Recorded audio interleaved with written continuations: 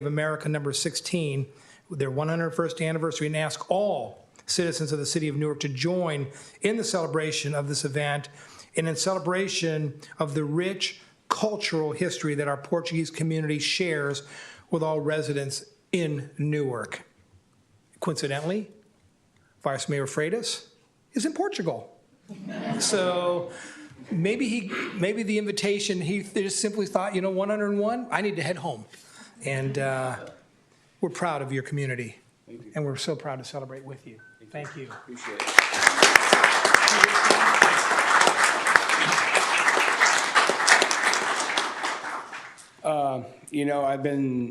I never grew up in Newark. I've always lived in Santa Clara.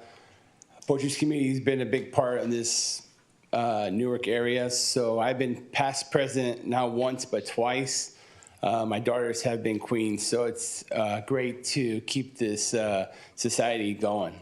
Obviously, if it's not us, the younger generation, to step it up and keep it going. So you guys are all more than welcome to join us in our festival this weekend. Thank you.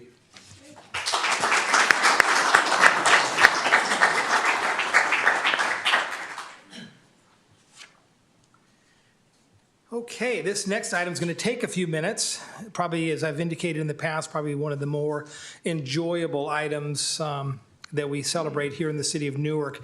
It's the introduction of new employees. And we have 6 of them that we're going to be introducing this evening.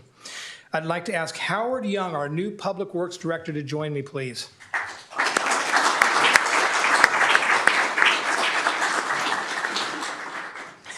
Howard Young is the city's new Public Works Director. Howard began his career in local government with the City of San Mateo Public Works Department as an engineering technician.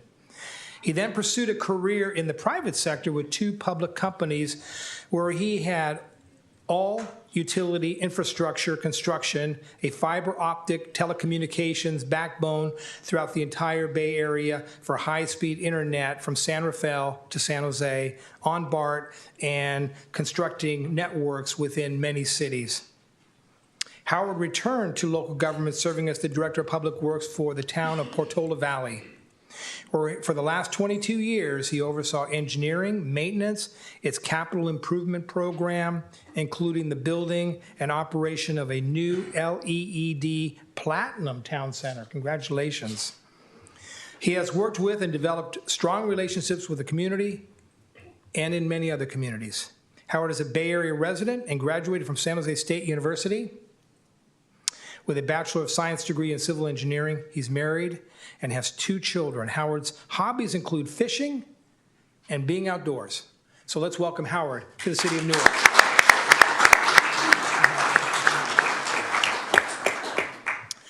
The next person I'd like to invite is Violetta Berlanga.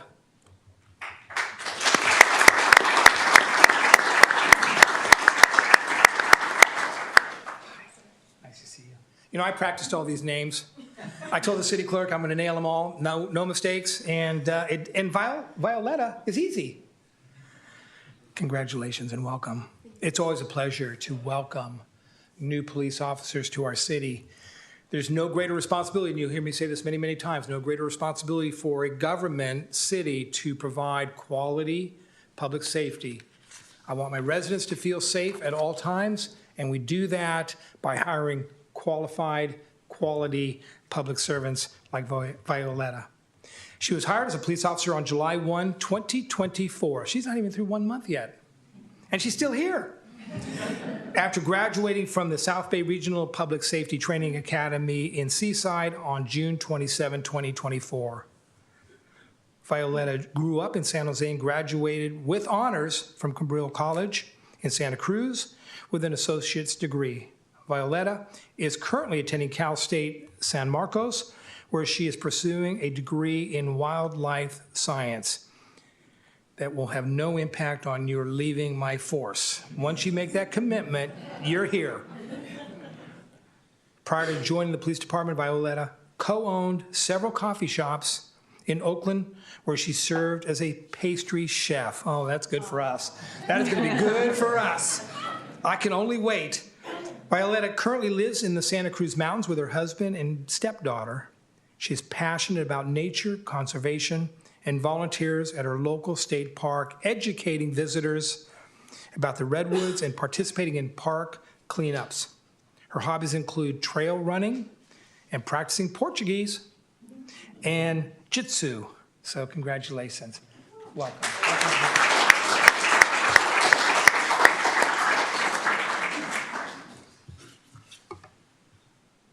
Matt Raimundo. Matt Raimundo, here he is.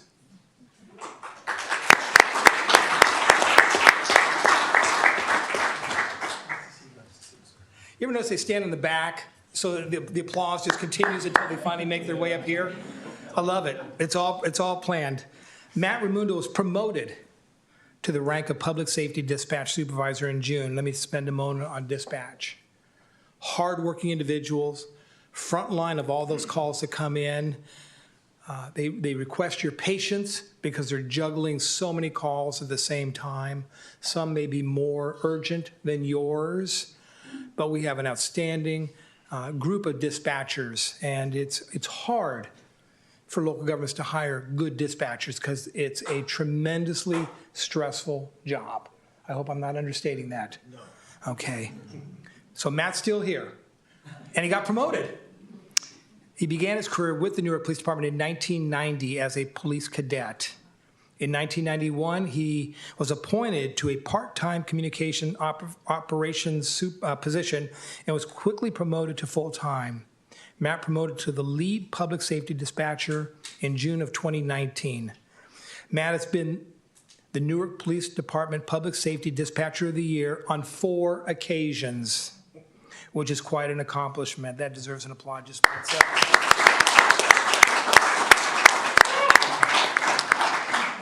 Matt has been awarded 2 Department Blue Awards, a Silver Award, and a Gold Award. Boy, it sounds like you're in the Olympics over there, Matt.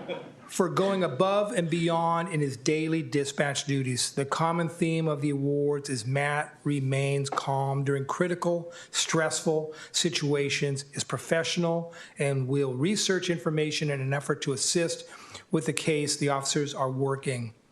In 2002, Matt was recognized as the Newark Police Department Fall 2002 Employee of the Quarter for his excellent work in dispatch. He was specifically recognized for his ability to keep up with the officers and anticipate the information that they might need. On one call, he researched an event and was able to identify the suspect in a homicide by screening the CAD. That's the work they do. You know, if you're an officer out there in the field and you're handling a call, these folks are invaluable in terms of giving you the information that they need. So let's congratulate Matt on his promotion.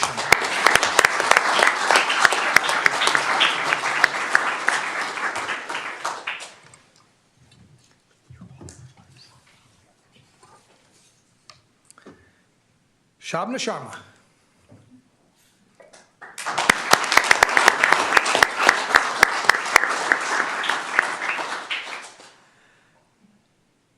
Shabna Sharma was hired to be the community engagement manager for the city of Newark in May.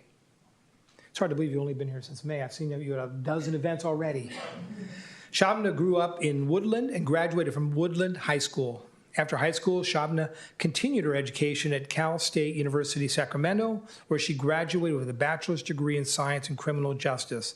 She recently earned her Master's of Public Administration with a concentration in law enforcement and security from Golden Gate University. Shabna brings considerable experience to the police department. She served the county of Yolo for the past 10 years, with the last 8 years dedicated to the Yolo County District Attorney's Office. Her most recent role at the DA's office was as a program manager for the Children's Advocacy Center, a position that underscores her commitment to public service in helping underserved communities. When she's not at work, which seems to be rare, she enjoys traveling, spending time with her family and dogs, and watching some basketball team up in Sacramento. Don't we edit these? Let's hear it for Shabna.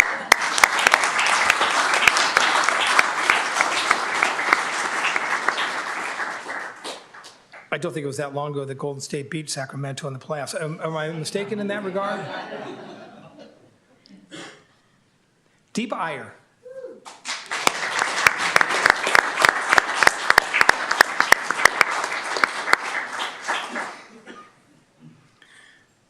Deepa was coaching me all the way down the stairs on what to say and what not to say. But I'm going to leave that between us. Deepa's an outstanding person, just very pleasant. Her office is near mine, and we engage pleasantries when we see each other. Just a real positive person. She was promoted to the Management Analyst 2 in our Human Resources Department. Since joining in May of 2022 as an HR technician, Deepa has been driving the city's recruitment efforts with great success. In her role, she'll continue to oversee the recruitment and hiring processes while driving other special projects related to budget, policies, and research. Deepa brings with her an MBA. See, we hire smart people here in Newark. MBA, master's, you're going to be smart when you come to work for the city of Newark. MBA in personnel management and HR certifications, including the professional in human resources and certified professional in public sector human resources. Her mantra, the mayor is a great guy. Oh, no, sorry. Teamwork is the key to success. With the support of the HR team, she's ready to take on new challenges together. The city of Newark recognizes her potential, and understands that one cannot grow in isolation. Deepa believes she got the best stage to showcase and develop her skill here in the city of Newark by using her potential, seizing opportunities to learn and grow, being mentored, and given the freedom to take on tasks and roles beyond her title. This supportive environment has played a crucial role in her professional development, and we're so pleased that you were promoted. Congratulations.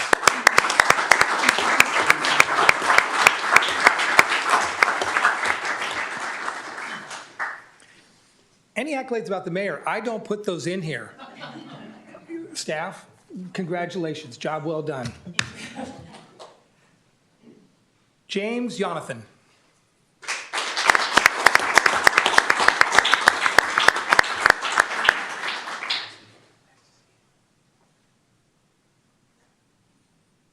Now, James is a building inspector 1. And if you think our building inspectors go out with blue jeans and a t-shirt, no. This is the way our building inspectors go out. Suit and tie. Suit and tie. Because that's the type of professionals they are. James joined the city as a building inspector 1 with over 10 years of experience both in the private and public sector. James graduated from Fanshawe College with an advanced associate degree in architectural technology, where the focus of the curriculum was the technical aspects of design and construction. James' career started at Sprint and Associates as an architectural draftsman. From there, he has had the opportunity to pivot to the public sector and work for the cities of, wow, we're in this group?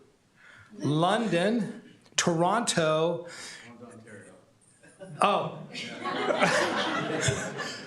Therefore, the comma. London, Toronto, and St. Thomas, and Newark.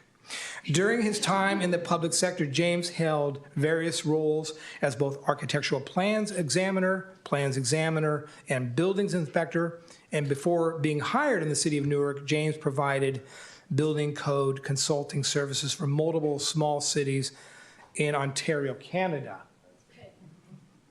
James is honored to have been chosen for the building inspector position with the city of Newark and is excited to serve this great community. He enjoys working out, golfing, and spending time with family. Welcome, James.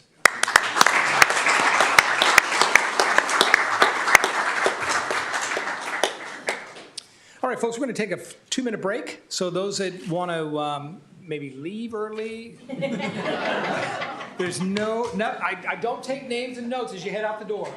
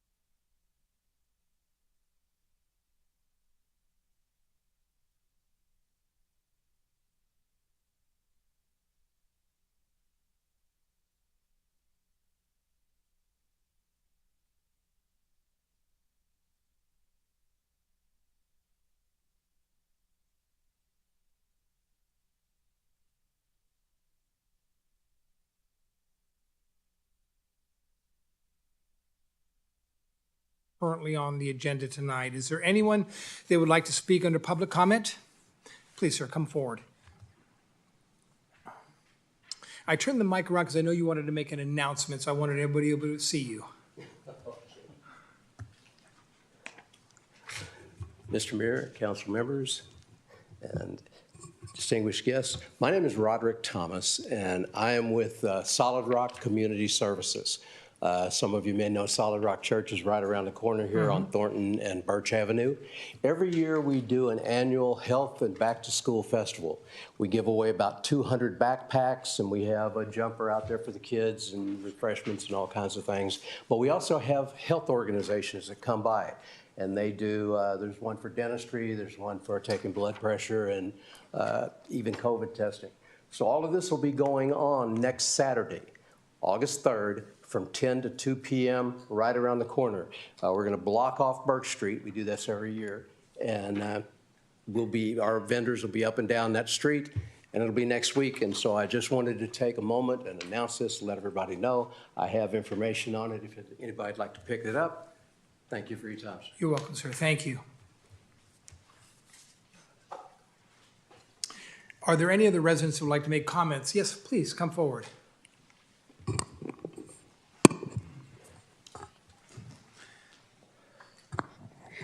Good afternoon, or good evening, I guess, suppose. Mayor Hannon, council members Apodaca and Jorgens. First, congratulations to Councilmember Apodaca at her appointment to council. Newark has always been well served by her love of this city, so I am so incredibly happy that she was appointed to this. And by the way, I'm Jacinta Arteaga. I didn't introduce myself. I've been a resident of Newark for 34 years, so. I also want to thank you for supporting the Mariachi Festival this last Sunday. And I want to recognize the work of Councilmember Collazo and City Employee Etta Rivera for their hard work in presenting such a beautiful representation of our Latino culture. And I hope to see continued support for this event. Thank you. Thank you. Continued support, my understanding is that there were approximately 3,000 people or more at this event. In my opinion, the Mariachi Festival is probably the second biggest event we have in our city behind Newark Days. And Councilmember Collazo, who really in my mind was instrumental in establishing the Mariachi Festival, and even when not feeling well, still made it out to the festival for at least a brief period of time. And that's why she's such a valuable person to our community. So it will continue to grow because our community loves the culture, loves the food, and certainly loves the entertainment. So thank you to all those that participated. It's one of our festivals that we're extremely proud to host. And I look forward to next year's festival. So thank you, Ms. Arteaga.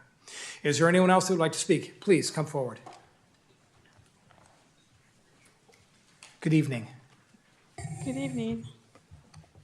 You can raise that mic so you can be heard. Oh, I think you'll be able to hear me. I'm here to speak directly to the analysis and budgeting for District 11. I first want to recognize Brett Overdyke and Linka Horvoka, I'm sorry if I'm messing up your names, and Dan Chianchul, I'm not even going to try, who called to follow up on concerns related to them that will be discussed herein. The condition of Lakeshore Park, its environment, and the lake itself has fallen into gross disrepair.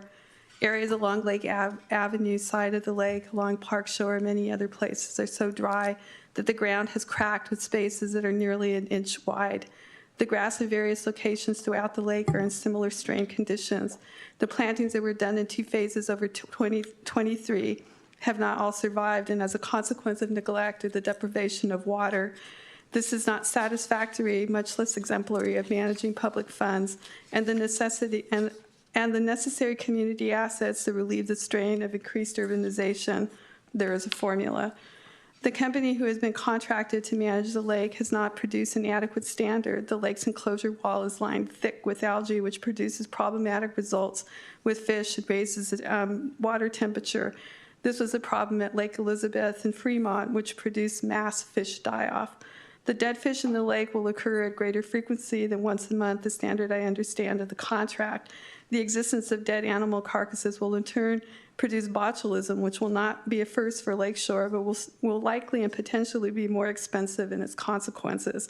Once the botulism bacterium is produced, it will stay active in the environment for months, posing a threat to wildlife and people, and thus producing a potential involvement of state and federal offices to preserve the integrity, health, and safety of people and wildlife. The condition of the grass and the death of capital expenditures in the form of trees as a result of inadequate maintenance in both water and mowing. The pump needed to water the grounds at Lakeshore Park has been broken for over a year.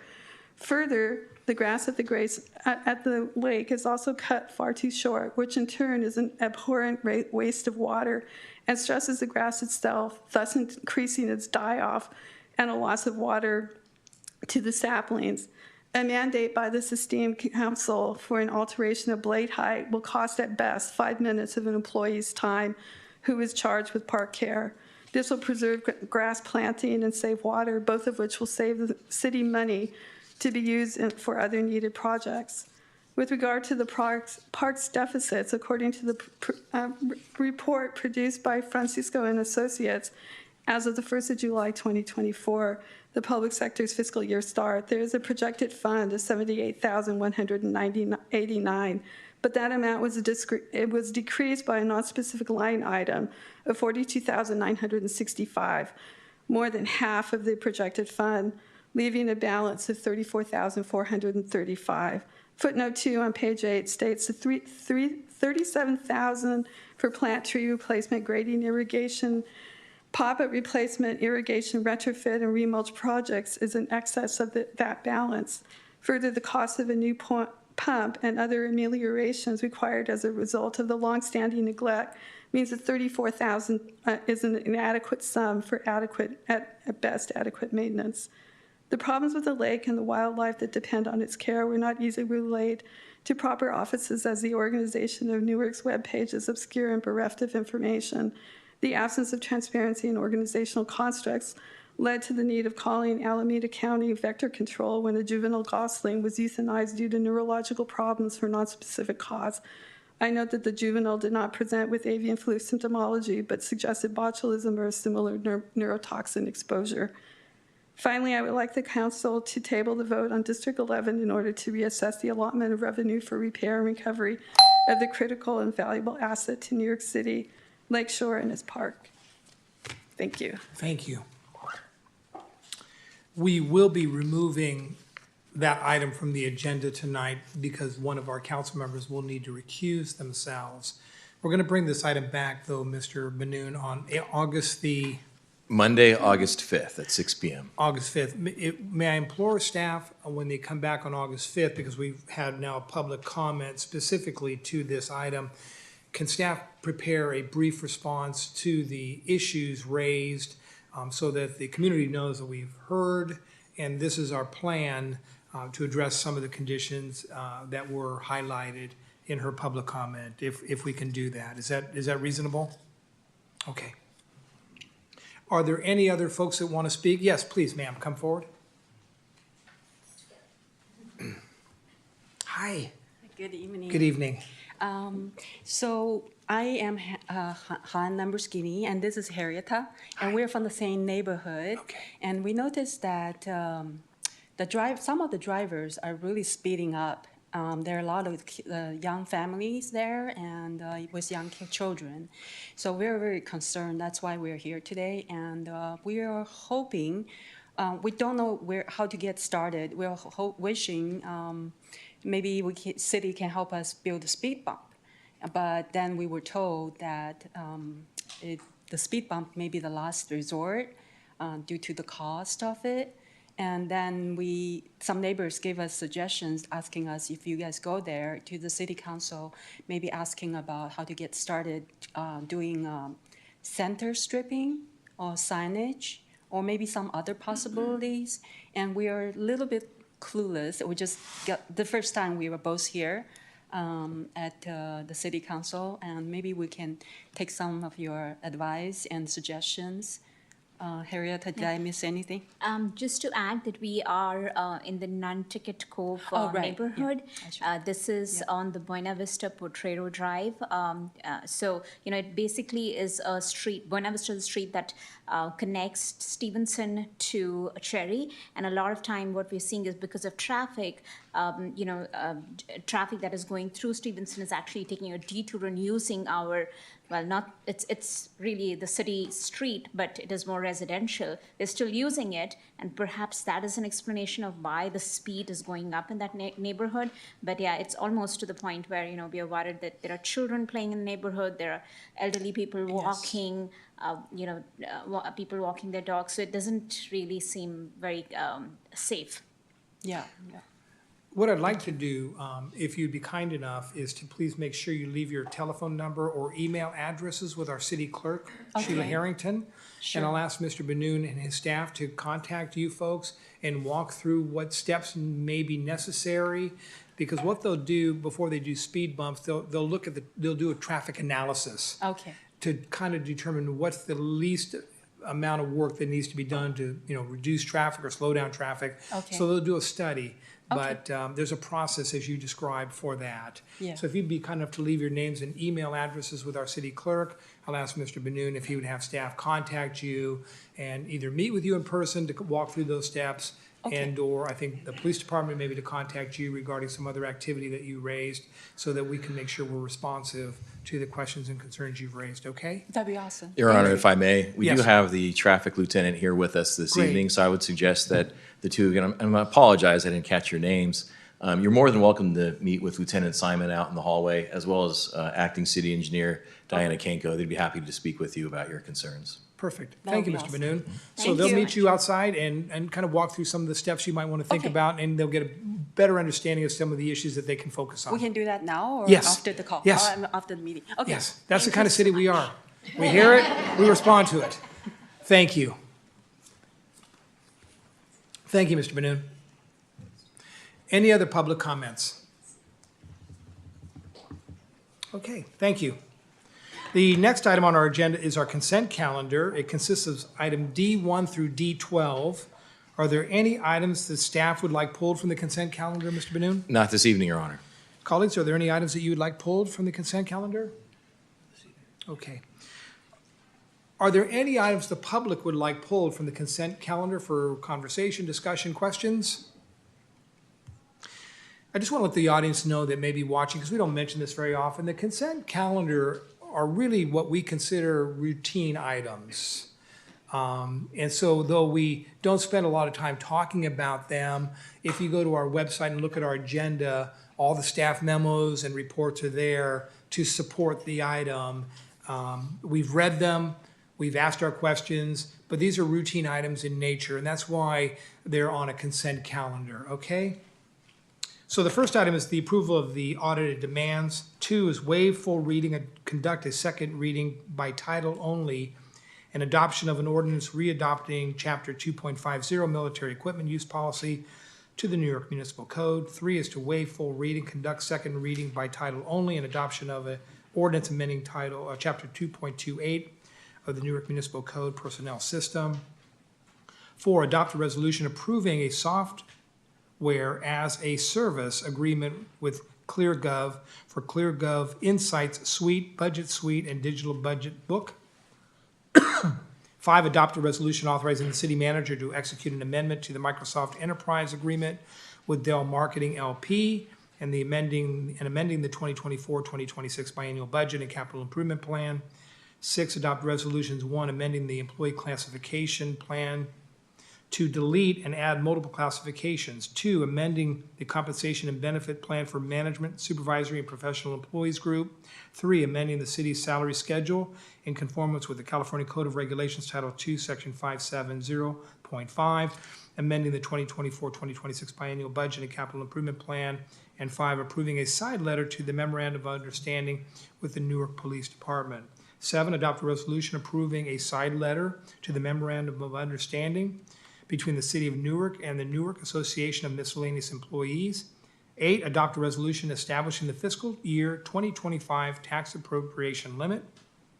9, resolution granting permission to Vice Mayor Freitas and Councilmember Collazo to be absent from city council meetings.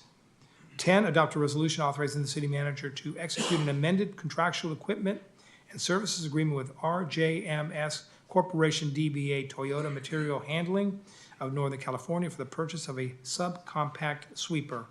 11, adopt a resolution accepting the bid and awarding the contract for the base bid and additive alternate bid number 1 to VSS International, Inc. for 2024 slurry seal program, project number 1345, that is exempt from CEQA review per CEQA guidelines, section 15301.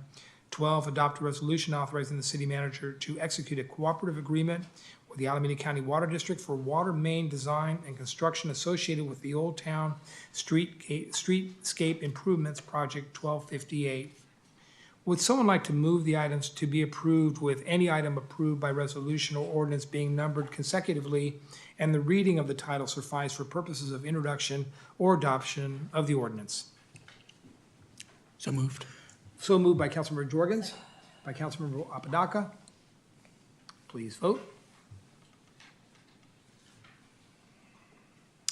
That carries with 3 ayes, with Vice Mayor Freitas and Councilmember Collazo absent.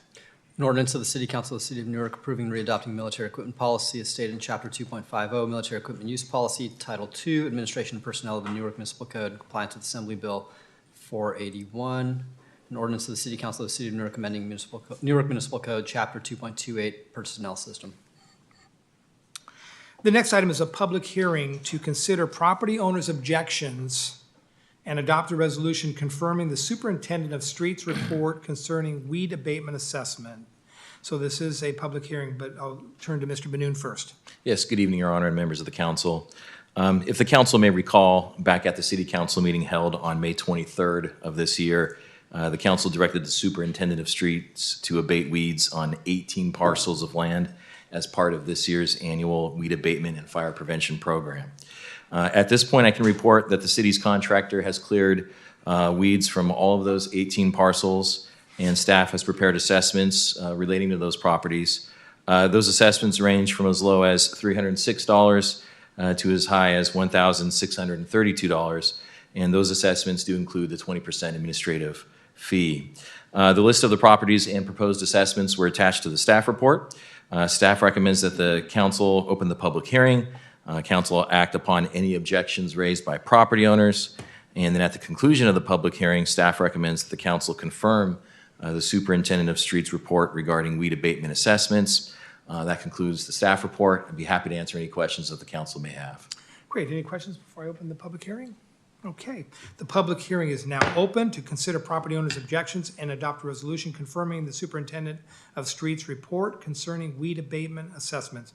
Anybody would like to speak on this item? The public hearing is closed. Any further council comments? May I get a motion and a second? Motion to approve. By Councilmember Apodaca, Second. by Councilmember Jorgens. Please vote.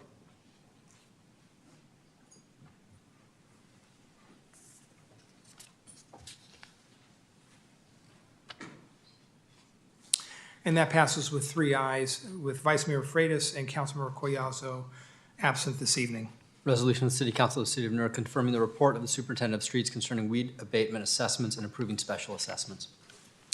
Thank you. The next item is public hearing for landscaping and lighting districts number 1, 4, 7, 15, 16, 17, 18, and 19, and adopt a resolution confirming diagrams and assessments and levying and collection of assessments for landscaping and lighting in districts number 1, 4, 7, 15, 16, 17, 18, 19 for fiscal year 2025, and order the dissolution of landscaping and lighting districts number 6, 10, 13, commencing in fiscal year 2025. Mr. Benoon? Yes, good evening, Your Honor, and members of the council. Item 2 is a public hearing to consider a resolution confirming assessments for the various landscaping and lighting districts that we have throughout the city. Before we begin, I'd like to note that as to districts 2 and 11, due to a lack of quorum, those items are being administratively continued to Monday, August 5th at 6 p.m. for council consideration. So that means for tonight's public hearing, the council should consider assessments for districts 1, 4, 7, 15, 16, 17, 18, and 19 only. Any action tonight should include a reference to removal of districts 2 and 11 in the proposed resolution. At this point, I will turn it over to Management Analyst Brett Overendijk. He will provide the relatively short presentation this evening. Mr. Overendijk? Thank you.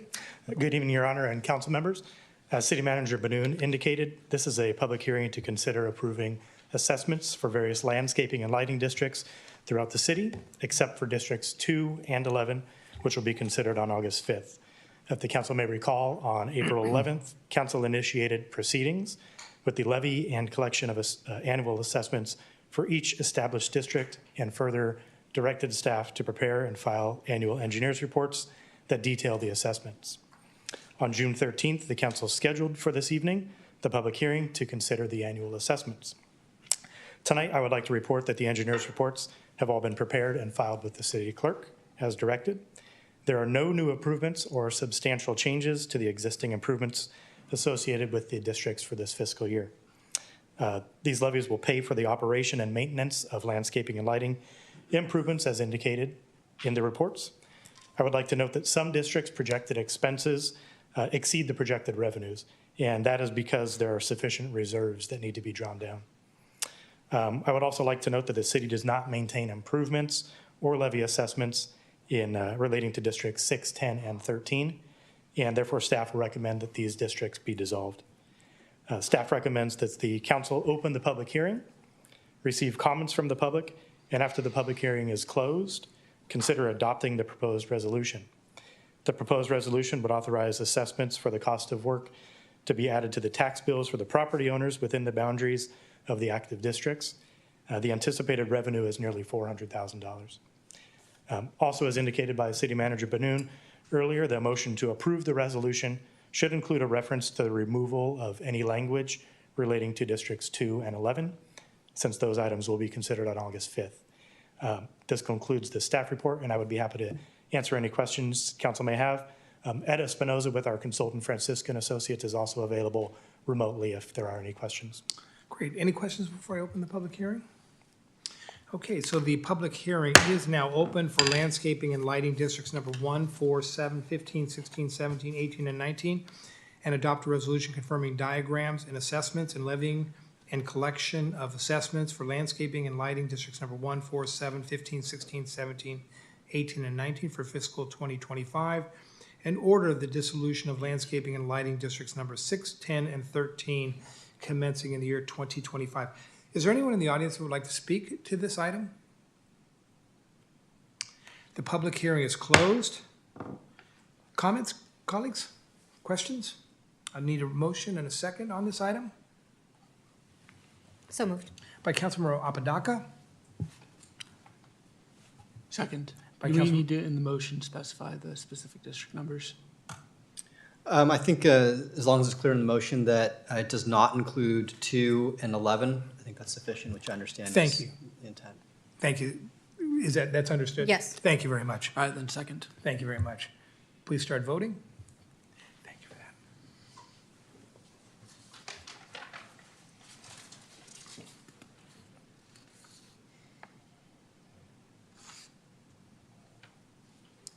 And that passes with 3 ayes. Vice Mayor Freitas and Councilmember Collazo absent this evening.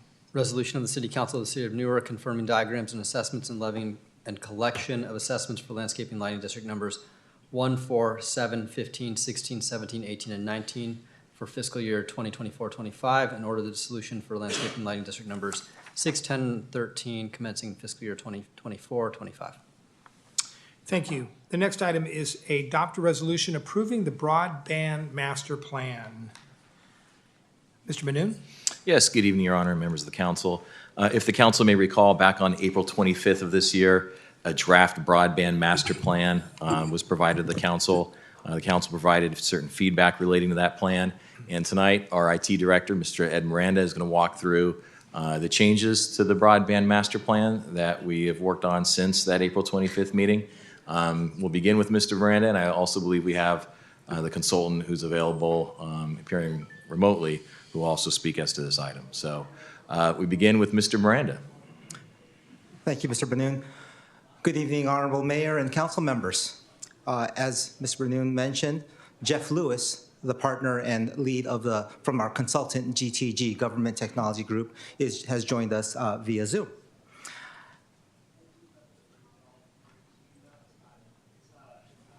All right, let's go. What we'll be covering today are the changes to the master plan that was actually presented on August 25th. Here are the items that we'll be covering. We'll be covering the vision, the recurring themes, and a little bit of background, especially for Councilmember Apodaca, who did not have an opportunity to hear that. And talk about what we presented on April 25th and the feedback received from public and also the City Council, and also just cover the updates to the plan. So basically, you want to know what a broadband master plan is. This is kind of like a little primer. The deliverable to the city is a strategic plan, and this is going to outline how the city is going to improve and expand its broadband internet infrastructure. In simple terms, it's a roadmap that lays out how Newark plans to make high-speed internet more available and affordable for everyone, with a focus on unserved and underserved areas. This process does identify areas that need better internet access, develop strategies to provide that access, and determine the resources needed to implement those strategies. Basically, it's a guide that will help decision-making, and it will help everyone have better access, faster, reliable to the internet, with available funds. The draft plan, as mentioned, was presented on April 25th, and the updates will be presented this evening. So some of the recurring themes include inclusivity, reliability, reasonable cost, and broadband infrastructure. We'll go more into those items that were the themes that were part of the comments received. Funding. This is always important because it's not unlimited funding, but the city was kind enough to allocate ARPA funding, the American Rescue Plan Act. This evening, the result of this is the Broadband Master Plan, and we've spent $200,000 for this strategic plan. Going forward, we will have a total of $2.8 million to spend, and part of it, $1 million for infrastructure improvements using ARPA funds, and the other through the legislative efforts of Assembly Member Alex Lee through AB 179, another $1.8 million. So we're proud to say that we have $3 million to kick off this effort. And we will outline where the additional the $2.8 million will be used. So these are the items that were presented in the overall broadband master plan. We won't be going over them because this is like an 80-page document, but we will go over the changes and the updates, unless you'd like to. Yeah. Okay. All right. All right. So as you can see, this is the same, but we will be highlighting the conceptual design and also the recommendations. And from here, I will pass it on to our consultant, Jeff Lewis, who is joining us via Zoom to talk about some of the themes and the changes to the broadband master plan. Is Mr. Lewis available? That's correct. I'm here, Ed. All right. Please proceed. Okay, I'm glad to be back, Honorable Mayor, council members, and staff, to present tonight the updates that we have from the previous council meeting. The current slide, it goes over, it reiterates that some of the things that we heard feedback from were poor broadband coverage, reliability, lack of fiber. So in the conceptual design, we did some updates to add Wi-Fi coverage to 4 identified locations within the city. Some of the things we found is that the broadband choices are limited within the community. So, you know, to build that foundation, we connect facilities first. This is the slide that's up on your screen right now.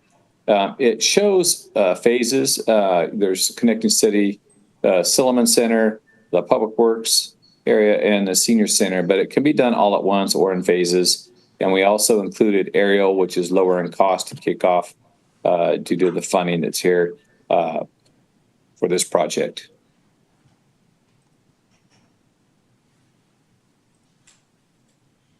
So this is the second slide, and based on the feedback that we had from the last council meeting, we heard that there was a desire to provide Wi-Fi in the community.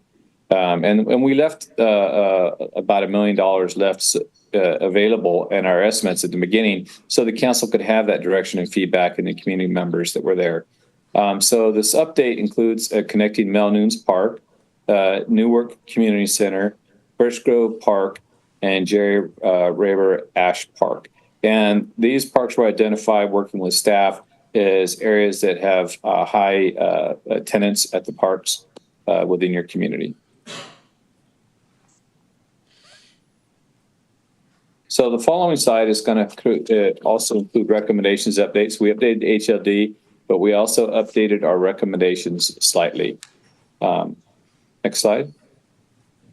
So on this one, what we did was actually in the first two items, which are more administrative work and development of standards and issuing the RFP, we reduced those a little bit, and then those funds were available to be put back into actually implementing and building the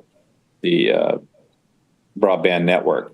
So, and then 2A, we also included adding Wi-Fi in the parks, and this includes the potential use of LED streetlights that were recently installed within the city. We also reduced the amount of connected to a middle mile data center hub. We first identified, the first one was in Fremont, which is quite a ways away and would have been costly. Working with multiple providers out there, the city has a lot of connections, actually fiber running through it that can be connected to get that connection. And we identified a location that would, instead of costing millions of dollars, is now $24,000. And what that does is that leaves a projected available balance of about $336,000, which can be used if something there's a shortcoming in this project or used for something else the council desires. So before we go on to the next slide, which will be the actual recommendation, staff recommendation, I just wanted to summarize that the next step is really to go out to RFP to identify a public-private partner that will actually do this work for us. So these are estimated costs, and that's why you see the projected available balance. We may be going through this, or we may have our new Public Works Director finding some projects that may need a dig once policy implemented, and that we can pop some fiber or conduit in the ground. So we would like to have these funds, because one of the recommendations from the original presentation included developing these policies, but also establishing a technology enterprise fund. So when we do run into situations where we can take advantage of the ground being open, we will have some funds. And this will be a 10-year plan. And, I hope in 10 years, our broadband infrastructure will continue to improve and that fund will grow. So finally, the last slide, what we're asking for is for council to approve the resolution to approve the broadband master plan. And with that, we would like to open this up to any questions that you may have. Okay, colleagues, before we get to our questions, I'm going to ask the audience if there's any questions that they have on what has been presented. Great. Colleagues, questions, comments?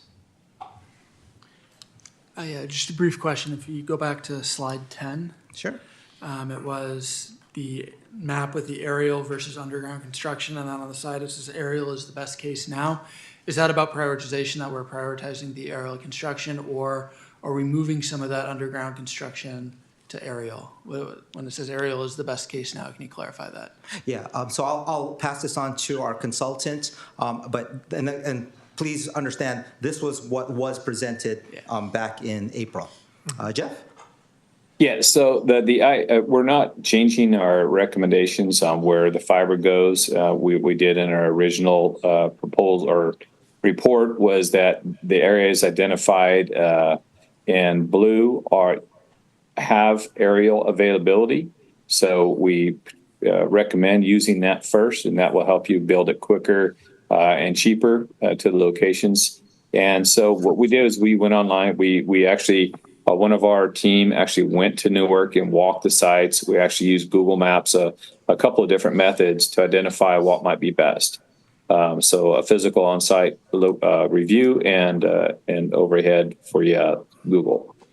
And this Yeah, this does not preclude as we start work on Newark Boulevard, for example, and we will be bringing some electrical lines underground, and when the ground is open, it is obviously better to put fiber underground. But this is what's available now. So in the future, as the grounds open up, we can put the fiber underground. But this will get us up and running the quickest. Thank you for the question. Yeah, and thanks for the clarification on that. And I just want to say I appreciate all the work that's gone into this. This has come, kind of back and forth to council, and every time it's come back to us, it's, better reflected our comments, better reflected our community's comments and our community's needs. So, I know there's a lot of work that makes that happen. So I do want to say I appreciate that, and I think we're in a really good spot with it. Yeah, and thank you. We do appreciate your feedback, and we are really excited working with our consultant who was able to identify some of the smart technologies that were out there and identifying the smart LED streetlights that were already out there, so it can quickly deploy this high-speed internet connectivity to our residents in a less expensive manner with the available funds. Councilmember Apodaca. Yes, I wanted to say thank you for all the work. I feel like I'm coming in, getting the prize of all the work that's been done already. So I want to thank you. And I think it's, the one thing I have to say is that this work is very important, as we can tell the digital divide that happened during the pandemic for those that are the underserved in our community that may not have the capabilities, and the need that we have these days to have this made to our public is very important. I think it's one thing that we can't forget out of what come out of the pandemic or what we've seen. And so this work is very, very important to our community. And so I am so glad to see this move forward. I worked in San Leandro many times, many years ago when they were already doing this, 5-10 years ago. So it's great that it's come to Newark, and we're moving ahead on this and thinking ahead of how we can actually save and do 2 jobs at one time with the underground during the big projects when we have the opportunity. And of course, I think that it's great that we're using these ARPA funds to build this infrastructure. Yes. Yeah, in addition, I'd like to just highlight that as we implement this will be a savings to the city. As we have dark fiber connecting our facilities, we can reduce our utility cost of connecting them via a wide area using other providers. So we will be saving, our taxpayers money going forward.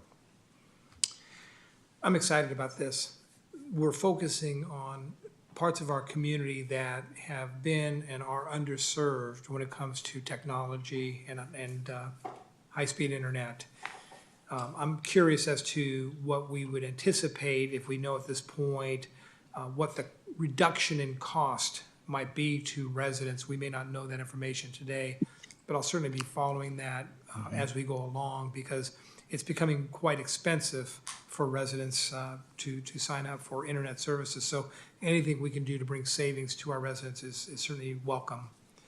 The slide that talked about the Wi-Fi, could you describe briefly how broad of an area, assuming I'm going on to a Wi-Fi book of some sort, how far that area is available to somebody Absolutely. At those locations? Do we know that? Yeah, absolutely, we do. And Jeff Lewis can actually speak to that, because they actually used, Esri Maps and Google Maps to really hone in to see what coverage can be obtained. Now, obviously, we're not talking about, covering the whole city. We want to make it clear, the city does not want to be an ISP. We do not want to be an internet service provider. Right. First, my wonderful staff is not equipped to do that for the entire city. And second, we have really capable partners out there and we're trying to find a great partner to partner with to provide this service, a public-private partner. So Jeff, if you can go into the analysis that went into identifying these community areas, giving more of the community access. They're more interested in, what's the coverage in these areas? Yeah, so we actually did two different methodologies. So we looked at using the streetlights, and we also looking at just using regular Wi-Fi, which cities have used, because in some of the areas your streetlights weren't available. So with that, if you take a look at each location that we did a heat map of the area and where it would be covered. So it covers the entire area within that, and it probably, I would say, yeah, there. If I don't have the maps available, I wish I had those for you. So it covers the entire area within that region, and probably 2,500 feet beyond the boundaries. So it's going to hit a little bit of the community in those locations, but it's going to extremely serve the parks well, and it's going to bleed into your community as also. Does that answer your question? It does. Thank you very much for that. If there's no other questions, I will look for a motion to adopt the resolution approving the broadband master plan I'm happy to make the motion. by Councilmember Jorgens, Second. by Councilmember Apodaca. Please vote.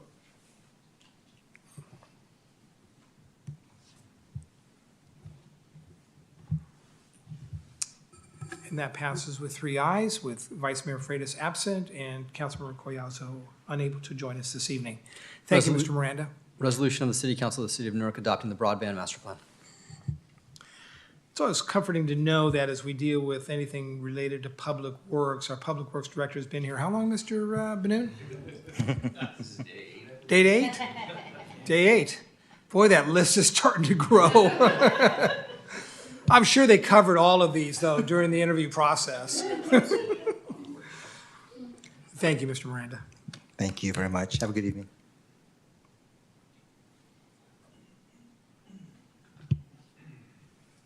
The next item is really one that's most important to our community, and it's an opportunity for us to get an update and a presentation on the 2023 Newark Police Department Annual Report.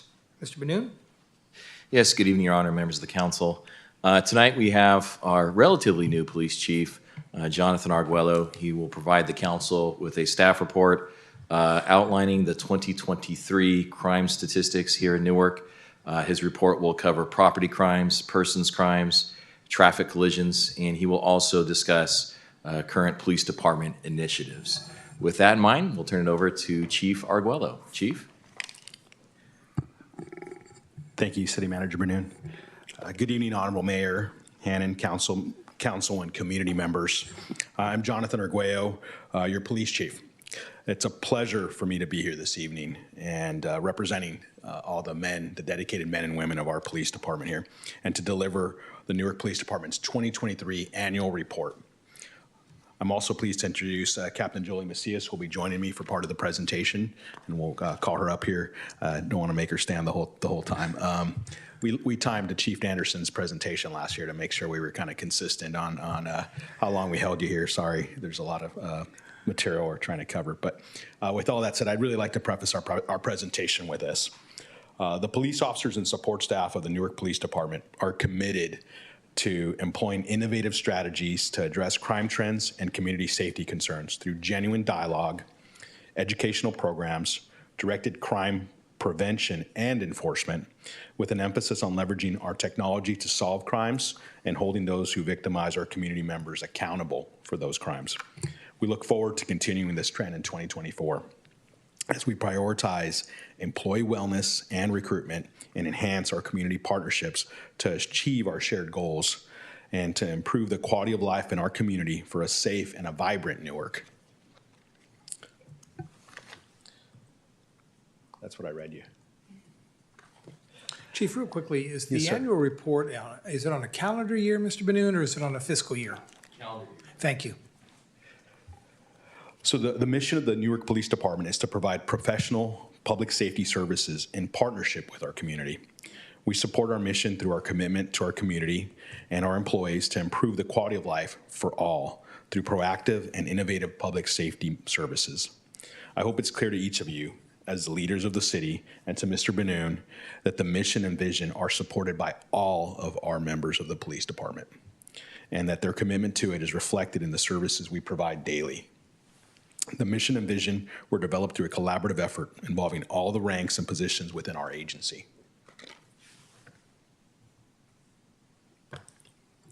In order to support the mission and vision, it is extremely important to have our organizational values identified, and they provide the compass for everything we do. Our organization has identified honor, integrity, professionalism, commitment, and leadership as our shared values These values have a special meaning to me as I had a stake in developing them during our leadership workshops. And then these values have guided us well and aligned seamlessly with the City of Newark's recently developed organizational pride values: personal service, resourcefulness, innovation, diversity, and engagement. Many studies have shown that shared values foster heightened levels of motivation, pride, company loyalty, and teamwork.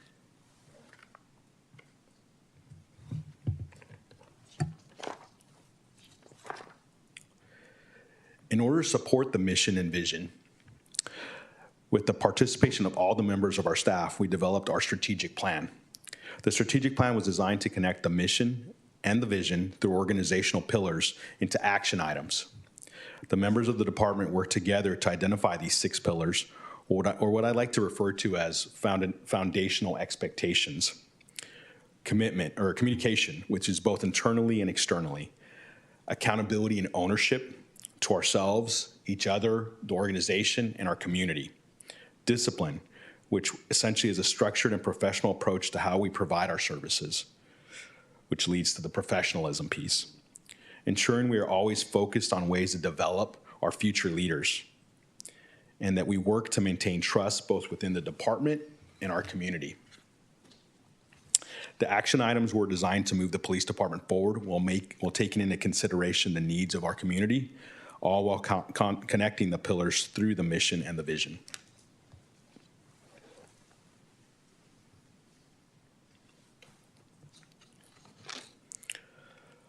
Next, we'll transition to a recap of some of our notable accomplishments for 2023. The police department celebrated 18 new hires in 2023, compared to 7 in 2022. 12 of those were police officers, compared to 3 in the previous year. We will discuss the collaborative effort that took place to accomplish this further in the presentation. We expanded and improved the capabilities of the field training program in preparation for the inflow of the new recruits. We prioritized new training for our field training officers, really emphasizing adult learning and specific ways to teach de-escalation, mental health response, case law, and mentoring of trainees. Our FTOs were provided laptops for in-field trainee assessment, and software has been identified to help them do these evaluations more seamlessly and be able to monitor the whole program for the management level. The software has been approved, researched, and is now nearing implementation. Department leadership researched and collaborated with city leadership and line staff to develop a critical staffing model deployment, which was while considering the officer retention to address the current public safety staffing challenges. Happy to report we just left that model about 3 weeks ago. So that's in direct relation to the improvements we're seeing in our staffing levels. We heightened our crime and collision scene investigation capabilities through the acquisition and staff training on a 3-dimensional scanner. We enhanced our employee wellness program by adding a sleep room, up-down desks, cardiometabolic health screenings, and expanded support services under our psychological services contract. Organization remains committed to improving employee wellness through programs intended to improve physical and mental health and fitness. To further that commitment, our department was selected to receive an officer wellness and mental health grant in excess of $34,000. We also launched a police service aid mentor program. We collaborated with our IT and public works partners to integrate Esri mapping into our police computer-aided dispatch, which ensures our personnel have the best information when responding to emergencies.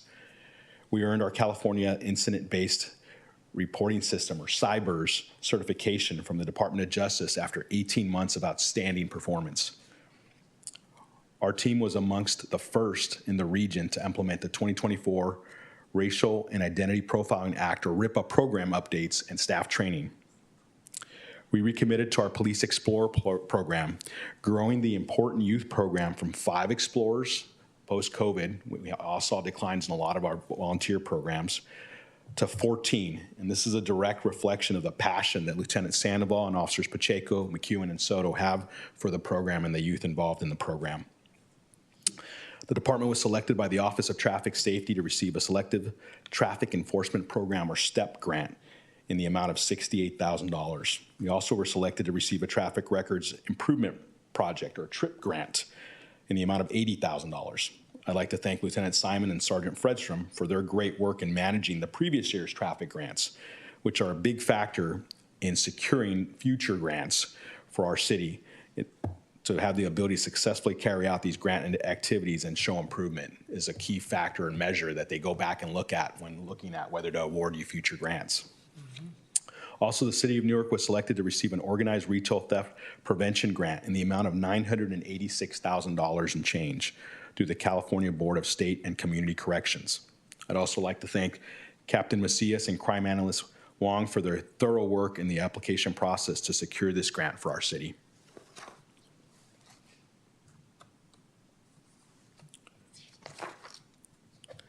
When it comes to strategic planning, we will accomplish our mission through our vision founded upon the underpinnings of the following priorities and programs: retention and recruitment, employee wellness and engagement, championing of technology, staff leadership development, crime reduction, and community service and engagement. This is an exciting and challenging time in law enforcement as we navigate this ever-changing legal landscape and harness the tech advancements such as the newest automated license plate reader cameras or unmanned aerial vehicles, pursuit intervention technology to improve the public and officer safety, and look towards how this emerging technology such as the EV fleets and AI will influence policing in the future. We're also facing unprecedented challenges in law enforcement with recruiting and hiring being one of the impacts that have the biggest aspects of agencies' abilities to provide public safety services. It's really impacting a lot of agencies' ability to deliver basic services. Recent survey conducted by PERF, a law enforcement think tank, on staffing challenges indicated 172 agencies responded, and they all saw the decline in a sector-wide level. They revealed that overall hirings decreased and resignations and retirements increased. Based on the noted effects of the recruiting and hiring climate, it is evident that we as law enforcement leaders must continue to seek other innovative concepts and change stagnant traditional police processes and adapt to and progress past the hiring climate of this transformational period in order to provide effective public safety services. As part of PERF's survey on the hiring trends, PERF noted the following themes. Numerous respondents said their workforce was now significantly less tenured. They listed some benefits and some drawbacks to this. Benefits as being more adept to using technology and more open to change. But they also noted drawbacks like loss of institutional knowledge and experience, pretty basic. Likewise, with this trend, the average tenure of our officers is and will be lower than it has ever been, with 36% having less than 5 years of experience. Thus, this calls for an emphasis on training and employee development. Our cadre of new officers creates both a challenge in the area of experience as well as the opportunity for progress by identifying our shared values and vision together in the areas of crime reduction, traffic safety, and community engagement. It is crucial that we establish our employee wellness and engagement programs as models for other law enforcement agencies. Numerous studies have shown that engaged and happy employees equate to highly satisfied customers or residents, citizens. I've had the opportunity to learn about successful programs focusing on employee wellness, engagement, and authentic leadership model. And not only is it the right thing to do, but it's also a cornerstone to employee retention, which is very difficult right now in this field. It's very competitive. Employee recruitment and community wellness, in that engaged and healthy teams are the most successful at their jobs. To date, we have championed the following initiatives on employee wellness and retention. We've planned for and included an expanded gym in the new facility and our ongoing addition of existing equipment. We build up our equipment a little bit at a time. We added a sleep room, which allows for when officers get held over on overtime or there's an extended case, they could sleep there to basically make sure they're safe and operating. The addition of the up-down desk, which we talked about for our field personnel to prevent back injuries, cardiometabolic health screenings, and then they expanded the support service provided through the psychological services group. As your police chief, I've made a personal commitment to make employee wellness and engagement an underpinning of our organizational culture. As your chief, I will continue to engage our staff through an authentic leadership model and including mutual inquiry and fostering the environment of employee wellness through additional enhancements to our wellness program, such as an in-house wellness academy, including psychological services group for the trainees and families during their in-house, as well as in-service training on financial health, nutrition, and sleep, and the addition of mindfulness component to a quiet and meditation room. In order to make sure we're always evolving, we will impart what we've learned so far to our future leaders, realizing how critical employee wellness and employee engagement are to the future of policing.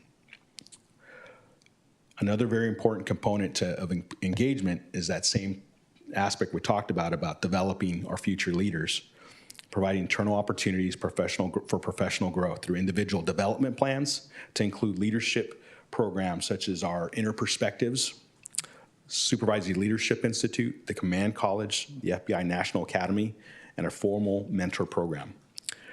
We will remain committed to innovation that leads to improved efficiency, officer safety, and community well-being, such as the recent automated license plate reader camera project. We will prioritize community service, engagement, and customer satisfaction with our newly hired community engagement manager to work in concert with all our units, our programs, the different stakeholders in order to enhance our community partnerships.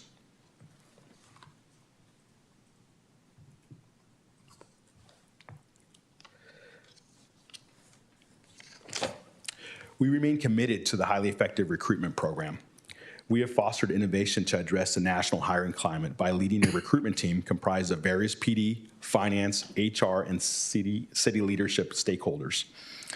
To best accomplish the various program initiatives, we envisioned and led a stakeholder engagement process for an organizational restructuring, creating a full-time recruiting sergeant position, which, to be clear, was not an additional position, a new position, but a reallocation. We thought it was so important, we reallocated a supervisor from our field operations to focus solely on recruiting. Some additional components of the recruitment program include there was an increase in hourly pay for academy recruits, lateral police officer program incentive. We implemented an employee referral incentive program, which applies to all full-time City of Newark employees, step-for-step hiring for lateral police officers, a lateral officer leave incentive, and the ability to provide a modest moving expense and academy tuition cost reimbursement for those who completed the academy prior to joining our agency. To take on the challenge of recruiting sergeant, Tony Heckman has enthusiastically represented our city at numerous events, such as pellet bead testing. This is the testing that needs to occur for someone to apply for a police officer. We don't wait for them to come to us. We go seek them out there. He's attended numerous physical agility tests, career fairs. It's just a small showing of some of the events he's gone to. Very creative. Dia de los Muertos, Gavilan College, our local high school, car shows, women in law enforcement conferences. So these program initiatives have resulted in a 74% increase in applications and a 193% increase in police officers hired compared to the preceding 5-year average. I'd like to take a moment to recognize the team responsible for carrying out our most collaborative initiative. Sergeant Heckman, Lieutenant Grisey, HR Management, Deepa, you pronounced it earlier, Iyer, right? Iyer. And the rest of our HR partners, if any of them are here. They were instrumental. We do testing every other week. That means we have oral board panels every other week, and our HR partners are crucial to that. I would also like to thank our City Manager Benoon, Assistant City Manager Havorka, and Director Lee, Finance Director Lee, and to thank you, Mayor Hannon, and our council members for supporting our recruitment, our retention, and our wellness programs. They've been super helpful and crucial to making this progress. What we found is being really fast and nimble allows us the opportunity to sometimes beat out other agencies, and that's why we do the tests every other week. Even if there's 6 candidates or 12 candidates or 15 to interview or 3 to interview, our nimbleness allows us to beat out larger organizations many times, which is great. Since the program's inception, we have significantly increased the number of applicants, which we talked about. In fact, when asked Why Newark? In many cases, in large part, is due to their awareness that we have significant support from our council and our community. We make sure to schedule ride-alongs for all our candidates. We want them to feel like the support. They get to drive around and see the community and how our officers engage with our community members, and they get to feel that support. It is crucial. And that, a lot of times when they're comparing 2 or 3 different agencies and doing the ride-alongs, that's been what cinched the deal. I'll ask them a lot of times, and they love the ride-alongs. They love meeting our community members. The Newark Police Department has authorized 58 sworn staff and 33 professional staff positions. As of the making of the slide, our vacancy was at 9 police officers. Because this is an ever-moving target and largely due to our support, your support from the council and the city leadership, we continue to see dividends. We recently had an officer graduate from the academy. You just met her today, Violetta Berlanga, and have 3 more other trainees currently attending academies. They are scheduled to graduate and enter our field training program in September.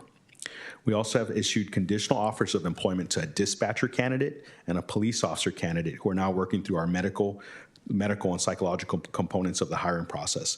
We have 4 police officer candidates in the background process, so I'm pleased to forecast we will be down to 8 police officer vacancies in the coming days.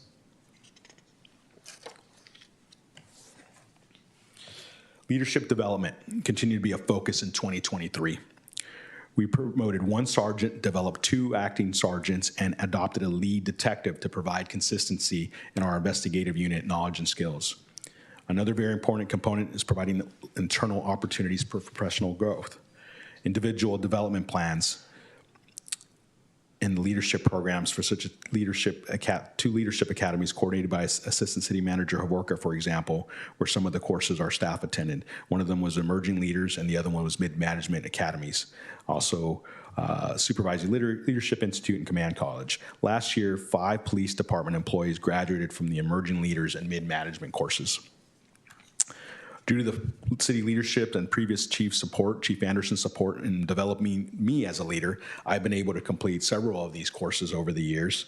Most recently, after a long COVID pause, the National Academy, which afforded a long-awaited opportunity to complete the Federal Bureau of Investigation's National Academy in Quantico for me last year. And Lieutenant Chris A. is currently attending the California Peace Officer Standards and Training Command College, a very prestigious police executive leadership program.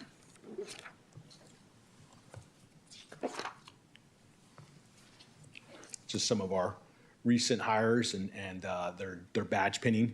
We have a tradition where their field training officer pins their badge. We're usually there as well, but we let them share in the ceremony. Talking about our calls for service now, I'll give you a recap. Last year, our field personnel responded to 34,135 field incidents. Of those, 26,235 were community-initiated service calls, and 7,900 were officer-initiated calls. Officer-initiated activities are, for example, car stops for vehicle code violations, contact with community members, or business security checks. Our dispatchers, as you talked about earlier, how busy they are, 63,527 calls. So that's 2 people in that room, and one's usually responsible for the radio traffic with the officers, and one's responsible for the phone calls. What's really impressive about this is that our dispatchers answered the over 14,000 emergency calls to 911 almost 100% of the time within 15 seconds. The National Emergency Number Association, their standard for 911 calls is to be answered within 15 seconds 90% of the time. When seconds matter, this number is exceptional.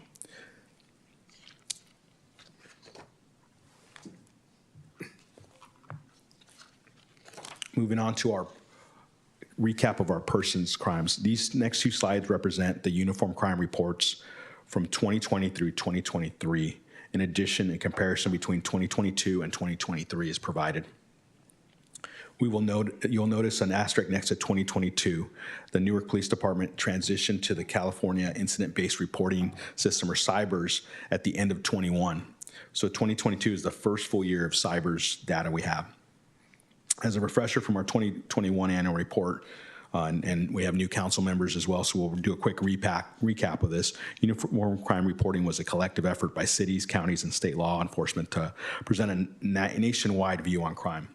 It was also used generally by law enforcement agencies to indicate an increase or decrease in the crimes that are occurring in their community.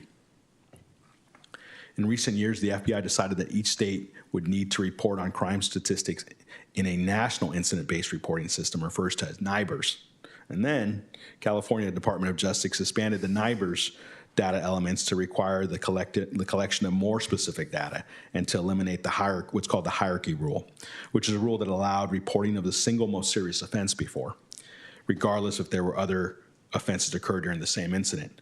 Under NIBRS, you can collect up to 10 reportable offenses, even when they all occur at the same incident, which effectively is a more accurate way of reporting crime. For example, if a victim was murdered during the commission of a robbery, under the UCR system, only the murder would be recorded. Using CYBRS, both the murder and the robbery would be reported in their respective categories. In addition, under the UCR system, a single incident was recorded regardless of how many victims were involved. So under CYBRS, the system is reported for the incident is reported for each crime victim. For example, if a robbery occurs and there are 2 victims, UCR reporting reflected 1 robbery. CYBRS reporting would show 2. The end result, there may be appearance that the crime has increased in certain categories in 23, but compared to other years, because we are now capturing the crimes that were considered lesser using the hierarchy rule, this is something to keep in mind for the next few years. The 4 significant categories for persons crimes are homicide, rape, robbery, and assault. The data reflects that we had a decrease in 3 of the 4 categories, with 7 more robberies occurring in 2023, or an increase of 14% compared to 2022. I'd like to add that although we're continuing with a downward trend this year, we take sexual assaults very seriously, and our detective unit tenaciously investigates those to a resolution. Our detective team provides their greatest investigative efforts towards solving these crimes. So I don't want to minimize the seriousness of these crimes, but do want to reassure our community when I say these were not random events and they were cases in which the victim and suspect knew each other. I'm pleased to report that robberies to date are down in 2024. We're down 36% compared to this time last year. When robberies do occur, our detectives aggressively investigate them. Although the time and location of these crimes are difficult to predict, our officers work with our community members on prevention strategies through Neighborhood Watch, Merchant Watch meetings, social media campaigns, and crime prevention through environmental design efforts. We recently did a Merchant Watch meeting with a lot of the store owners due to a trend in the Bay Area on robberies.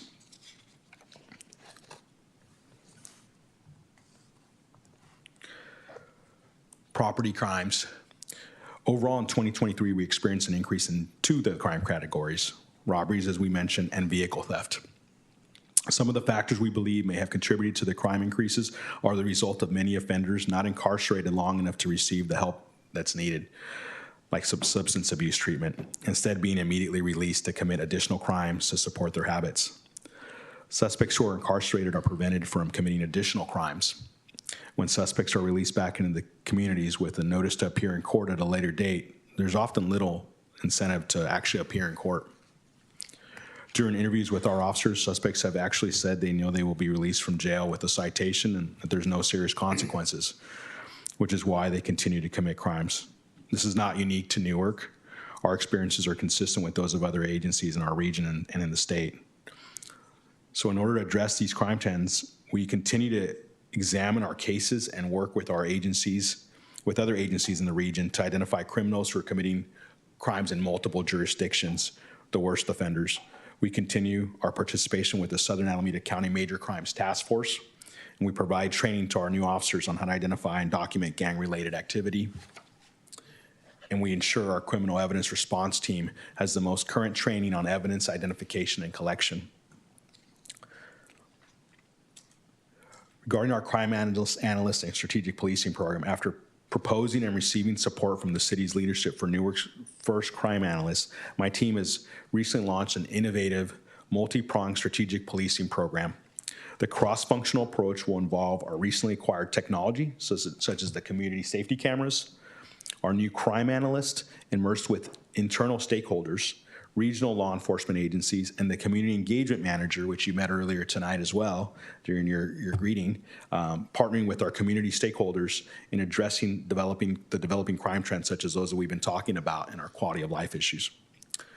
As part of our overall new strategic policing program, we have increased our community involvement through social media, community crime prevention meetings, and dedicating more time to our Merchant Watch program.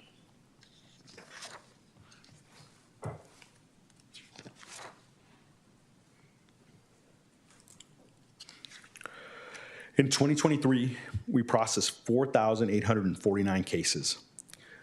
I realize this number appears large when compared to the other numbers on the slide, but this is the number of all reported cases. For example, if someone reports a package theft and there's no information that could lead to a suspect, this is part of this number. If we have a series of vehicle burglaries and are unable to identify any evidence that would lead to a suspect, that's part of this. Generally speaking, when a victim does not want prosecution or they're uncooperative and we still document it, this is all part of this number. The number of cases in which the officer had enough evidence to make an arrest or probable cause was 675. Those were the cases sent to the district attorney's office. Of those cases, 46 were charged as felonies and 218 as misdemeanors. In 36 cases, the probation of the offender was revoked, and in 341 cases, prosecution was declined. Our communities don't go from being safe to being unsafe overnight. Our communities become less safe incrementally, and it starts with those with intent on victimizing our communities, determine how much lawlessness is acceptable. And this incremental acceptance moves the bar just a little bit every year as a new standard of lawlessness becomes acceptable. When crimes are committed and not prosecuted, it leaves the victim without justice and empowers criminals to continue victimizing others.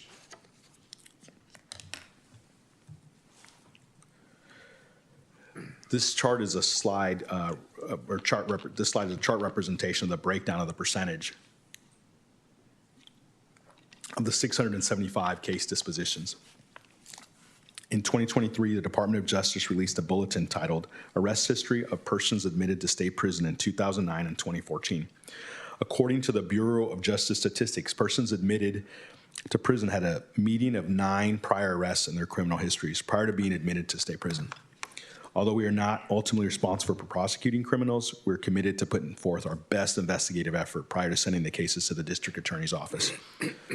With the help of our new crime analysts, we're now tracking our cases to look for patterns that may identify ways to improve our criminal investigations.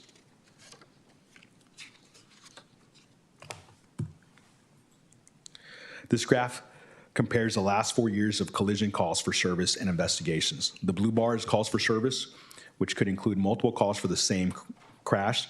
The green bar represents collisions investigated, and the red bar represents fatal collisions. In 2023, we had 341 total collisions taken. Of those, 220 were non-injury collisions, and 121 were injury collisions, which 3 of which were fatal, 10 of which were major injury, and the rest were minor injury. Approximately 9% or 31 of those collisions involved driving under the influence. As you can see, collisions decreased significantly in 2020 during COVID. They slowly rose again in 21 and have tapered off. Although incremental, we have been seeing some progress in lowering the collision rate.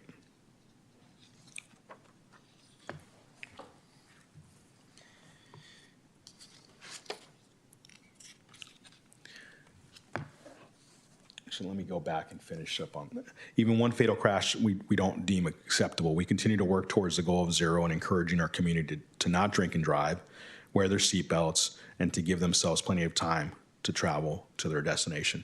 I have information on the fatal collisions. If you would like more details, we could go back to that at some point.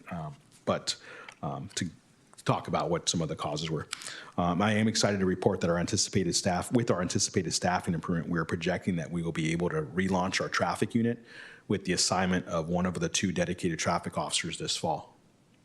Additionally, the recently acquired Office of Traffic Safety grant focuses on a variety of traffic-related issues, including drunk driving, speeding, and other primary collision factors, with the goal of reducing our city's collision rate.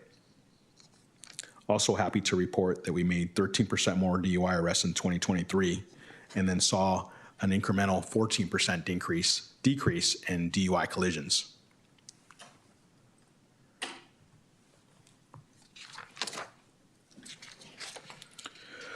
We'd also like to report on our use of force to the community.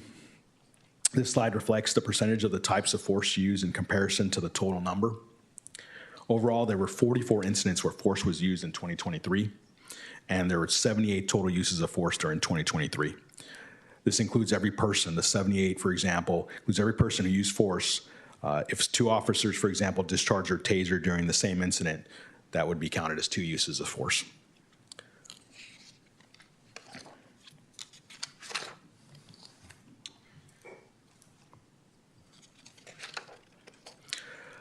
This slide really provides context for you.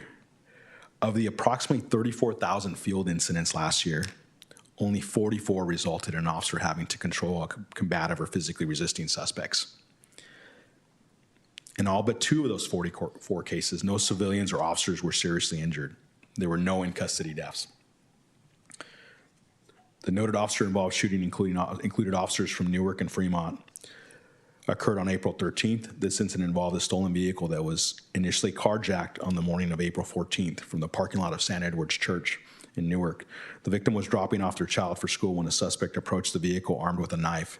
A teenage victim who was inside the vehicle was forced out of the knife point, and the suspect fled in the same vehicle.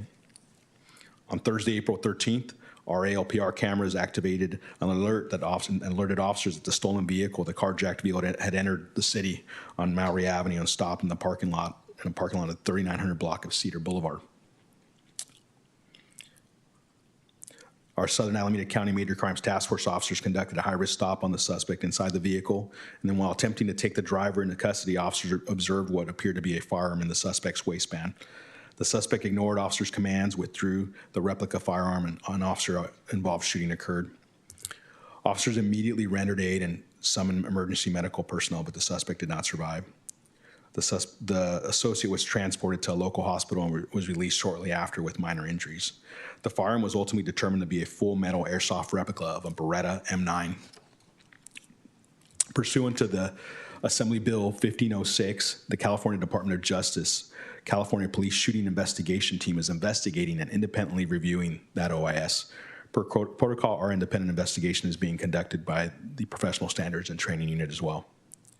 Although officers cannot be expected to successfully de-escalate every situation, we have highly trained and skilled officers. We continue to provide essential training to our staff, which among other topics include scenario-based force options training, de-escalation, crisis intervention, tactical communications, all in a scenario-based training. In all our scenario-based training, we require using de-escalation skills.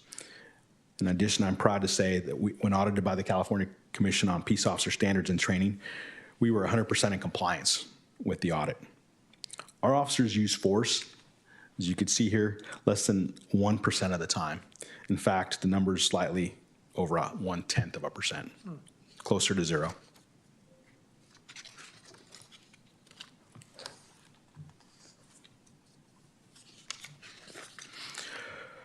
We have a new crime analyst. From day one, our crime analyst has been proactive and dedicated to enhancing our policing strategies. Over the past year, he has worked diligently with our patrol staff to create a proactive policing bulletin. This advanced tool is designed to address crime trends throughout the city effectively. These bulletins are invaluable in disseminating critical information across all our teams. This enables our officers to address potential problems and be on the lookout for specific activities. It's not a static document, it's continuously updated. In a medium-sized community like ours, even minor criminal events can significantly impact public perception of safety and crime. To address these concerns, we have leveraged the expertise of the analysts to develop a comprehensive document specifically for City Council. This document provides the necessary context and clarity surrounding crime in our city, helping to ensure that our discussions and decisions are informed by accurate and detailed information.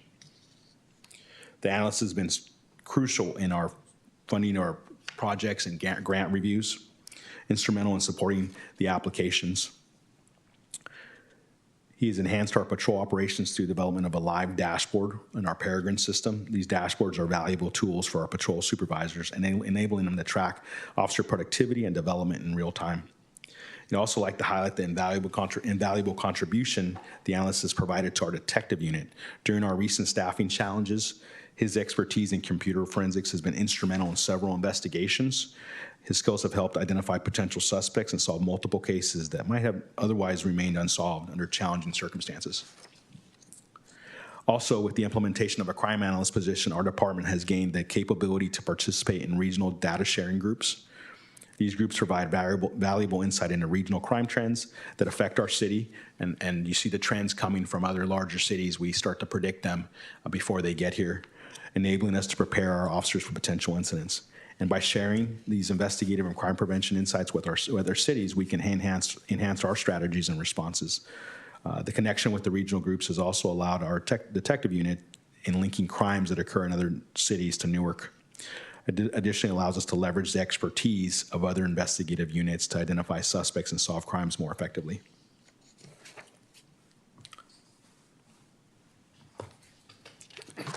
At this time, I will introduce to you Captain Jolie Macias, who will cover our report on our community safety camera program and discuss some case examples.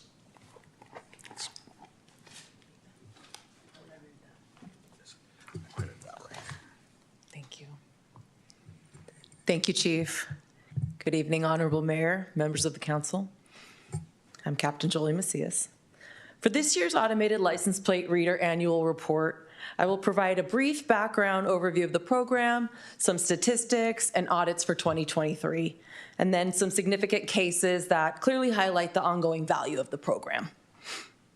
Throughout 2023, 20 Flock Safety Brand Automated License Plate Readers, or ALPR cameras, were located at city entrances and exits. Additionally, within the city, there were 16 privately owned Flock safety cameras located at 4 of our neighborhood homeowners associations. And just as a reminder, this year, 2024, 6 additional fixed and 5 mobile ALPRs have been approved through organized retail theft grant funding and will be included in next year's annual report. 4 of the fixed and 5 of the mobile units are already up and running. The mobile units are attached to new speed trailers, also purchased through grant funds. Our ALPR policy adheres to the guidelines set forth in the California Values Act, or Senate Bill 54, which protects immigrant safety by prohibiting the sharing of license plate and personal information with the U.S. Immigration and Customs Enforcement Agency. Newark Police Department only shares camera data within the state, so 247 California law enforcement agencies. When I discuss significant cases, it will highlight how crucial this data sharing is. Our internal audits of the system consisted of all investigative searches from outside agencies, as well as organization audits that include entered search characteristics, type, reason, and time of search. Multiple audits revealed a need for our staff to receive refresher training on the reason for search field. We conducted vendor-led training and an internal sergeant-led policy training that were all conducted to address this finding. With improved staffing and a return to regular training days, ALPR refresher training is now built into the employee training cycle. It is important to point out that the ALPR metrics that you see here are all associated with either camera activations or investigations that use the system to generate investigative leads. There was a total of 811 ALPR activations where a police call for service was generated, and the system was utilized 180 times by staff for investigative follow-up. The total number of crime reports was 80, number of persons arrested was 28, and 71 stolen vehicles were recovered with a direct correlation to ALPR usage. I want to make sure that included Ed's car. This is 2023. Okay, well, we'll see that next year, Ed. That will be in next year's report. I could go on all evening with a long list of significant cases where ALPR technology played an important role, but I wanted to share just an important few. On January 19th, 2023, a multi-jurisdictional search warrant operation was conducted for a high-end vehicle theft ring connected to a shooting in the city of San Pablo. ALPR data was crucial to the investigation, assisting officers connect crimes, suspects, and cities. 8 locations were searched, with 3 Newark locations. The operation resulted in the arrest of 6 suspects, the recovery of 19 stolen vehicles, 12 firearms, ballistic vests, ammunition, and auto theft technology equipment. On February 24th, 2023, a robbery occurred while the victim was seated in her vehicle parked in front of a bank here in Newark. The suspect vehicle was described just simply as a silver Cadillac. Officers conducted investigative searches in our ALPR camera system to identify the vehicle and were able to learn that the same vehicle was used in various crimes from Monterey County to the city of Oakland. Just 2 days after the robbery in Newark, several suspects associated with that vehicle were taken into custody in the city of Stockton. On October 23rd last year, a concerned grandmother reported her granddaughter missing and possibly staying here in Newark. She was only able to provide a general description of her granddaughter's vehicle.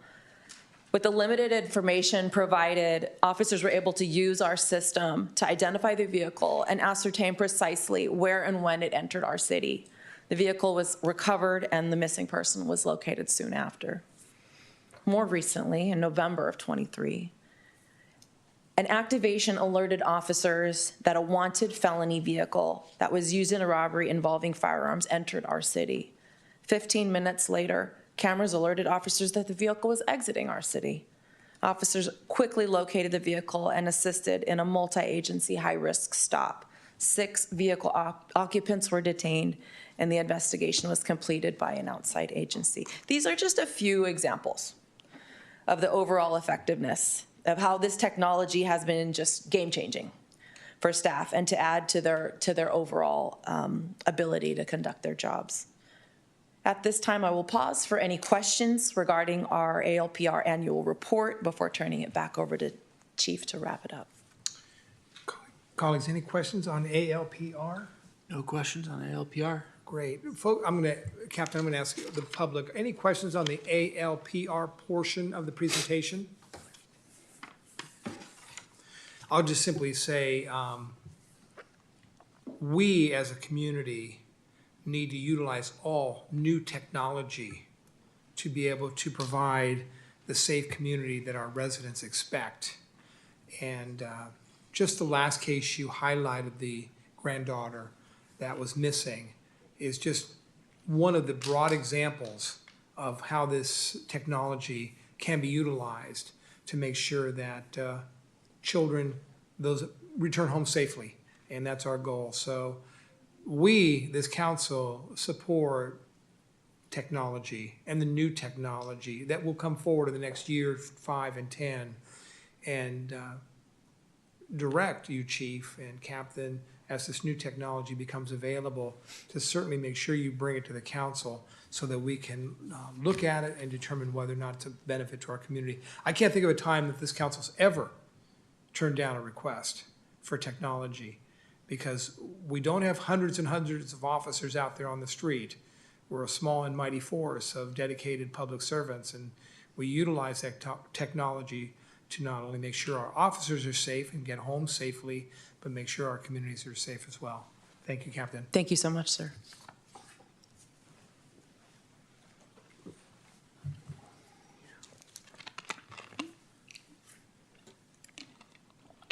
Sorry, I should have taken my water with me. We're going to switch gears a bit and close out this out by providing information about our various community engagement efforts. The interactive partnership we have with the people we serve keep our police department informed of community happenings, build trust, and empower stakeholders to have a part in solving quality of life issues and public safety concerns. As you know, we have a robust and engaged volunteer program. These special people donate countless hours of their own time for the betterment of our city and the police department. Our volunteers perform a variety of tasks inside the department and out in the community. They are often the first faces that greet you at our front counter. They help with many of our community events, provide important services such as Americans with Disabilities Act parking compliance enforcement, and continually cover and remove unsightly graffiti throughout our city. Not many cities can boast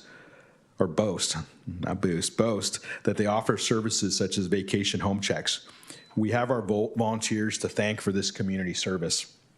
In addition to helping with the city events like Newark Days and our annual tree lighting, our police explorers meet weekly to learn from our dedicated Explorer Advisory team. They learn about our department, the city, and the law enforcement profession. Many of our explorers have successfully transitioned to various jobs within our police department, including dispatcher, records clerk, police officers, community service officer, vehicle abatement officer, you name it. And we figured this program is an ideal recruitment source because of that, untapped. We get them before they want to go somewhere else. Our neighborhood and merchant watch groups allowed for consistent communication between our department, our neighborhoods, and the business group. The Merchant Watch program was launched in response to a noted increase in commercial burglaries in early 2022. Although the suspect responsible for many of those 2022 burglaries was apprehended and is currently serving time, talking over 150 burglaries in our city alone in multiple jurisdictions throughout the Bay Area. And a camera was helpful in that investigation as well. The merchant relationship developed are continuing to help us. The relationships we developed as part of that. Collaborate on new issues as they arise. With the noted 14% year-over-year increase in robberies, our emphasis has been on meeting with the Merchant Watch Group to provide investigative updates on cases, education on emerging crime trends, and resources such as crime prevention through environmental design assessments for their businesses. Last but not least, in 2023, we continued the very popular annual document shredding event. I remember we did one of these presentations, and the mayor's question, Mayor Meredith's question was, is the shredding event coming back? So this year's event is anticipated for early October. Currently, we have approximately 26 neighborhood watch groups and 34 total volunteers, 8 of which are Volts, 12 graffiti abatement volunteers, and 14 explorers.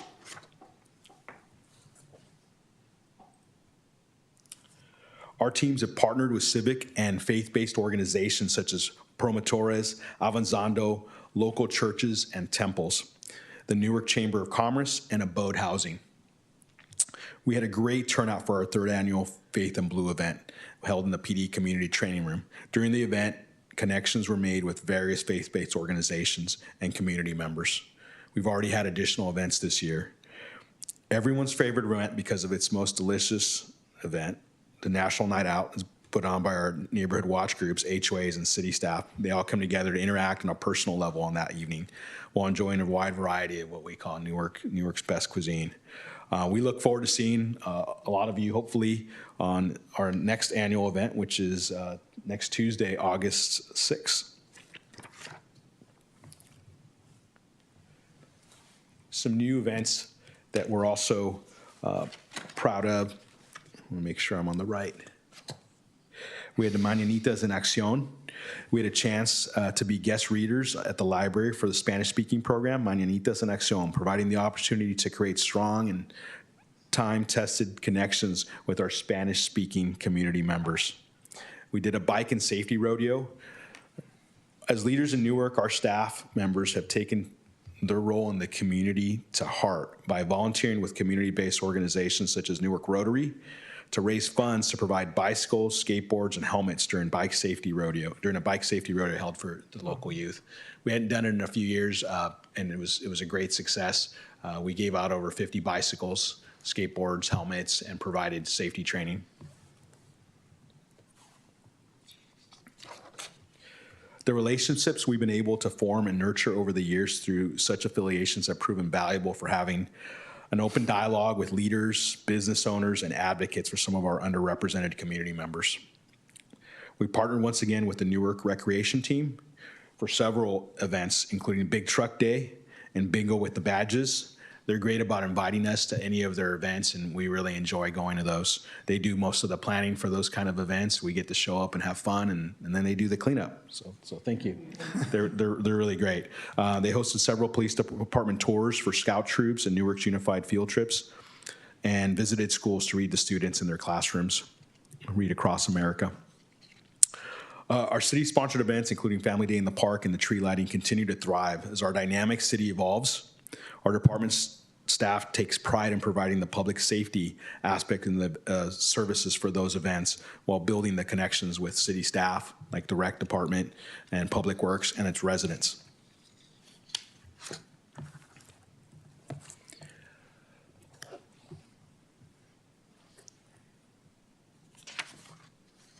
As you know, Newark is a community based on volunteerism.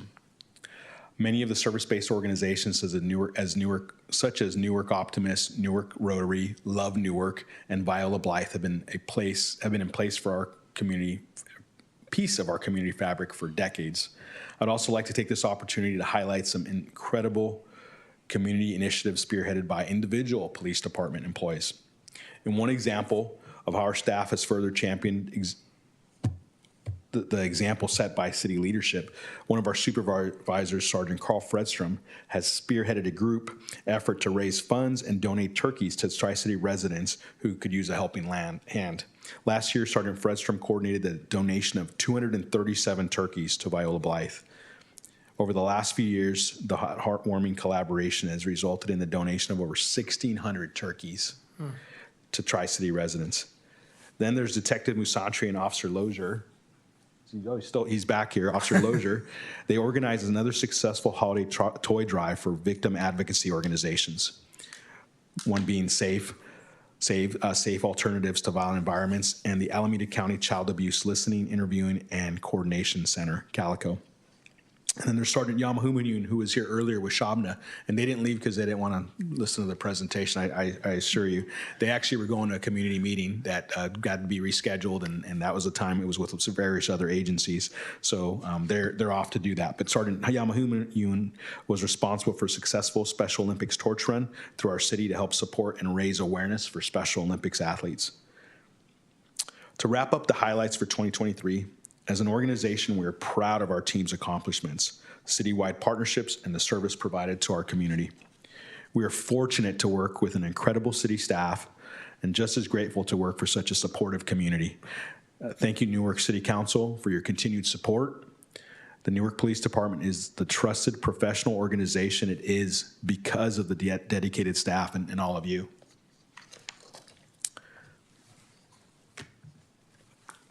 We would also like to take this opportunity to thank each of you as our City Council for your leadership and support. We can't overstate the degree to which this community recognizes the hard work and sacrifices of its public safety professionals. The vision rests with you, and your support is greatly appreciated. We're committed to continuing our cooperative relationships in order to further the goals and the objectives of the City Council and the City Manager, and look forward to the remainder of 2024 as we strive to improve the quality of life for our Newark community.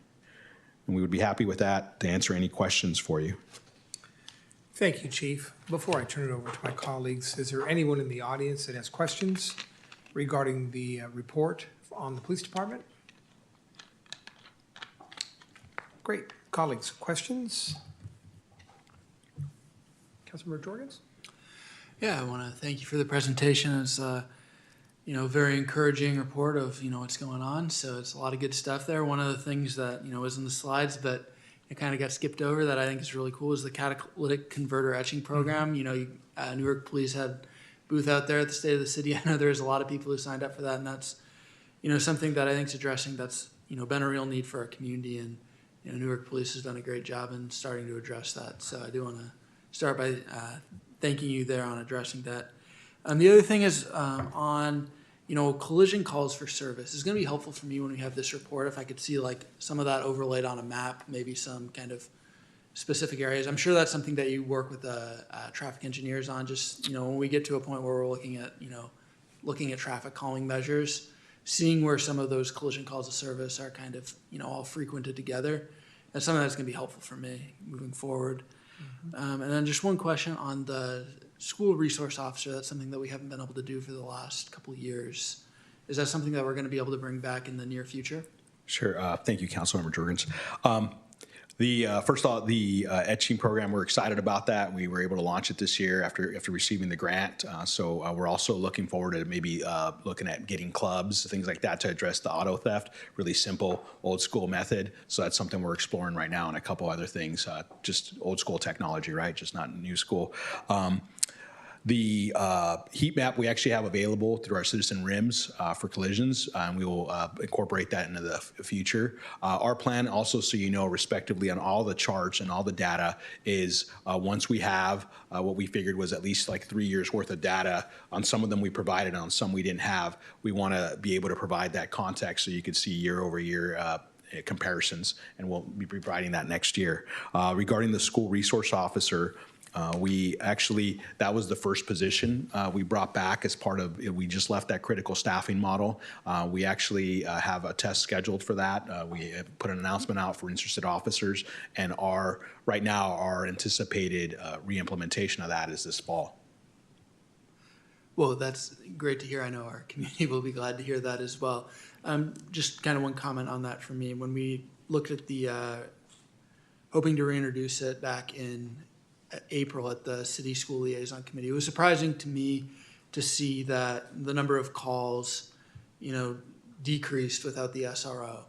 And, I think as we go through this year, kind of putting some context behind what the SRO is doing, what those calls are, I think there was, pretty, our discussion led to some pretty reasonable explanations for, what was going on this year without it. And I'm glad to see it back. But I think as we go through this next school year, just making sure that we have some context on the calls, the ways the SRO is helping the school community is going to be really valuable for our, whole community to see what's going on there.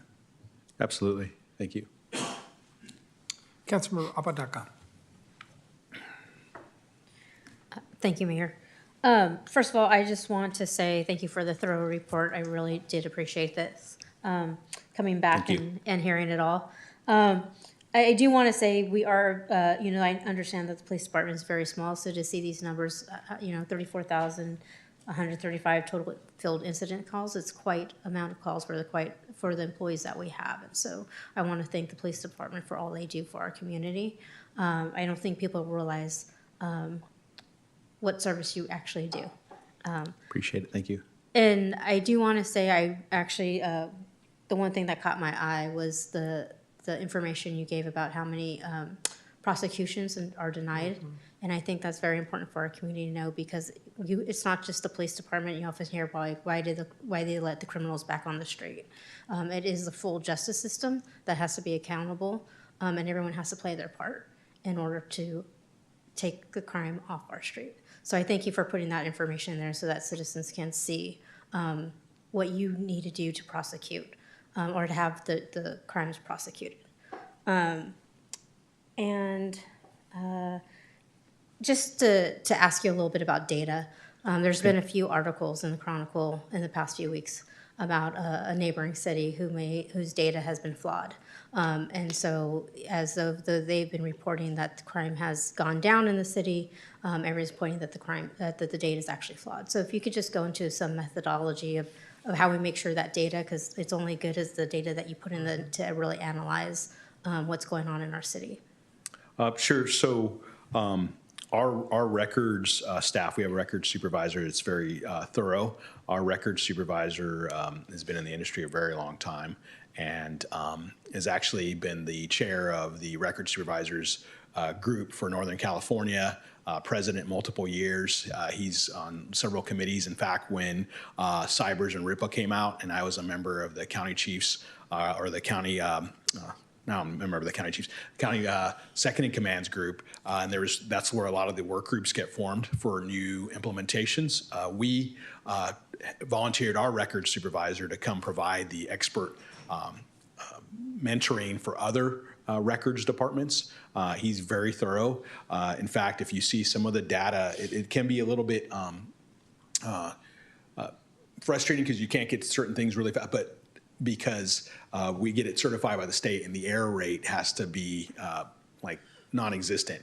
And so, for example, a lot of times we wait for all our reports to get in because they actually analyze all the reports and go back and read them. They manually read every one of our reports to make sure that the data entry that the officer made, because again, what you put in is what you get out. So our specialists re-review those to make sure that all those items that we talked about in the Cybers reporting, if the hierarchy rule, so make sure that it's, because it is a newer thing, that all our officers are documenting all the crimes that need to be documented for every incident. And then they'll actually make the corrections if they need to. What that means is sometimes we're getting the data a month in the rears or 6 weeks in the rears because they're going back and reading all these reports manually, and that the staff in the records is a supervisor and 2 clerks. And so it is an extra workload to do that, but it goes towards the accuracy to making sure we have accurate data that we're reporting on. So sometimes if we have preliminary data, we might put draft because it's based off of all how the crimes were taken and initially the calls were taken, the report was taken, but those haven't been vetted out and reviewed by our record staff. Okay, appreciate that. Thank you so much. Excellent presentation, Chief. What we seem to forget as a society is that every crime involves a victim. And I'll comment on Councilmember Apodaca's comment, 51% were not prosecuted, which means a lot of folks who were subject to crime, injury, things of that nature, didn't get the justice that they thought they deserved and did deserve. I would hope next year, Chief, as you look at crimes not prosecuted, if you could break that down into the specific or types of crimes that we wanted to see prosecuted that didn't get prosecuted, so our residents see where those crimes, what crimes are being are occurring that are not being prosecuted. So that would be helpful. You talked about cybers, if I say that correctly. Yes. Even though we're counting multiple crimes on maybe the same incident, as I looked at it, I saw a property crime reduction of 23%, and I saw an overall decrease in crime of 13%. Unless I misread that, even though we're counting all of the different crimes that are occurring, the number of crimes actually decreased. So even though we're reflecting more criminal activity, the crime statistics show a decrease, if I read that correctly. You did. It could have been greater if compared to the old standard, but it was compared to just 1 year previous. And that's why we didn't do like a 3-year this year. So that next year, our goal would be to provide you like a 3-year. So now I start comparing apples to apples. I was so pleased to see and hear you say a 74% increase in applications, because that was the thing that kind of concerned me. We've gone from a situation where there was a lot of distrust among police departments, but to see a 74% increase in application, I'm hoping that tide is now turning, where people recognize that a career in law enforcement is really a noble career, one that anybody would want to participate. So I'm glad to see that. I was up in Oregon recently, and Oregon is now utilizing a system, because that's one of the things we hear as a community is speeding. Speeding is a real issue in our city. We hear that all the time. Up in Oregon, Portland specifically, they are now issuing tickets based on cameras. Is there something that we're exploring here? Is that something that would not be permitted in the state of California? Can you comment on that, or you're aware of that? It used to not be. They just passed some legislation, and it's I think it's starting to roll out in a couple of very large cities, and they're doing their pilot programs. So we're monitoring that, seeing how it goes, if any challenges come up, how it goes, how it plays out in the court before obviously investing in something like that. But it used to not be. Our red light photo enforcement program is still very successful, and that's been challenged over the years. We're one of the few cities that still has one of those in the region, but our data continuously shows that that's needed. In fact, red light violations is probably in our top 3 for what we call our primary collision factor. And you're right, speed is probably our top primary collision factor. That doesn't mean that everybody's speeding at 100 miles an hour or 50 and at 25. It just means speed unsafe for the conditions of that road. It could be, hey, there's traffic, and the correct speed would have been 5 miles per hour or 0 miles per hour, and you were going 10. So it's a very broad category, but it's certainly something we're monitoring for the new cities, or the cities that have that new technology that they're rolling out. Well, do me a favor and continue to monitor those pilot programs, and if that's something you think that would be important for our community to investigate that technology down the road, I'd certainly be interested in hearing about that. Sure. I'll go back to one of your first slides regarding the pillars. And I can't underscore, and you did a great job, Chief, of talking about this, enhanced employee wellness. That's so important because of the nature of the job itself. No call can be viewed as a simple call, one I don't have to worry. Officers are always on the guard because you don't know who you're going to be confronting. And to focus on wellness in terms of mental health, physical health, and things of that nature is critical. And for us to retain the officers that we have, so I applaud you on that. And then the last pillar, of course, is trust. If we lose the trust in our community, it's so difficult to get that back. And through the training that you're doing, the mentoring that you're doing with our new officers who have a significant, they're new. They don't have the experience. So that trust is so critical, and that's going to make our police department, it's going to continue the success. If residents know that they can trust our officers, make the calls in for service, and know that they're going to be treated with all due respect and courtesy, which is certainly, I know, something that you emphasize among all of your officers. But a great report. I appreciate it. And we look forward to this report every year. So thank you. It's our pleasure. Thank you for having us. City Manager Banu, updates? Yes, good evening, Your Honor, members of the council. Two quick updates. First, on Saturday, August 10th, Bay Area Community Health will be hosting an Ohana Health Fair over at the Newark Library from 11 a.m. to 3 p.m. Nearly 24 nonprofit organizations will be participating. The event will include health screenings and other medical services, and entertainment on the hour, every hour. So that is, again, Saturday, August 10th at the library from 11 a.m. to 3 p.m. And then secondly, another reminder regarding National Night Out, as if we haven't heard it enough. That is Tuesday, August 6th from 6 p.m. until 9 p.m. As of this date, I believe we have about 18 events that are scheduled and registered with our police department. And we do have representatives from various political offices who will be joining us, including at this point representatives from Assemblymember Lee's office, Congressman Khanna's office, and State Senator Wahhab's office. That concludes my report for this evening. Thank you, Your Honor. My only request, as you can imagine, of the 18 events is I want to make sure that I'm going to those events where the food that's being served is just outstanding. Don't send me to the hot dog stands.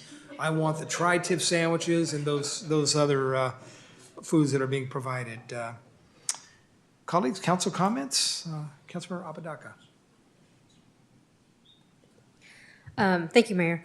I just want to say that it's good to be back. And I have bread now. So it's a good night to come and join you guys back here on the dais. And it's a beautiful city hall. I'm so glad I walked those precincts so that I could be here today. And I just want to say I want to thank staff. I did not thank the staff here in Newark in my earlier comments, and I apologize. But I do want to thank staff for being so kind and generous for those that were here 10 years ago when I left, and for those that are introducing themselves and making me feel come back right at home here and making sure everything's okay. So thank you so much. Councilmember Jorgens. Yeah, I just want to welcome Councilmember Apodaca, and glad that you're here, already making me smarter with some of your questions. So I'm glad that you're here joining us. And I share Councilmember Jorgens' comments. It's great to have you back again. As I used the word pillar earlier before, you were really one of the leaders and pillars of our community for 9+ years, and even before that, and even after that. You know, when you're born and raised and dedicated to the city of Newark, if you're fortunate to sit up here as a council member, that's just part of your leadership that you exhibit day in and day out. And you've continued to do that whether you're here or not at the dais. So we welcome you back. I also want to thank Supervisor Marquez, who is a routine visitor to the city of Newark. And we don't overlook that. We're very fortunate for a smaller city in the East Bay. You know, we have a supervisor that routinely attends our events. We have a state assembly member that routinely attends our events. It just shows that they recognize that we do it right here in Newark. And if they can take what we do here and impart it on other communities within the district, we're all better for that. My last comment is, again, I want to take a moment to thank the Senior Advisory Committee members. The committee meets, these are dedicated seniors, and they meet with me quarterly.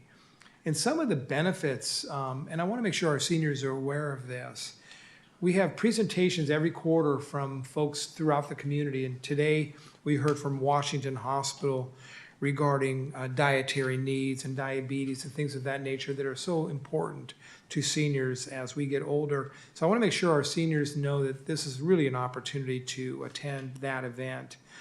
And again, there's a lot of events going on for our senior community. There was a senior ball that was hosted last May, and one of our members, Rick Ariano, and we all know Rick, talked about the importance of socialization and the opportunity to get together and opportunities like that, and the $5 meal luncheons that are held periodically once a month for our seniors. So I think we do a great job, Mr. Benoon, at our senior center, and I thank the Parks and Recs folks for providing those opportunities. So keep up the work, good works in the Parks Department. I had the chance to call bingo again today. I love calling bingo at the senior center.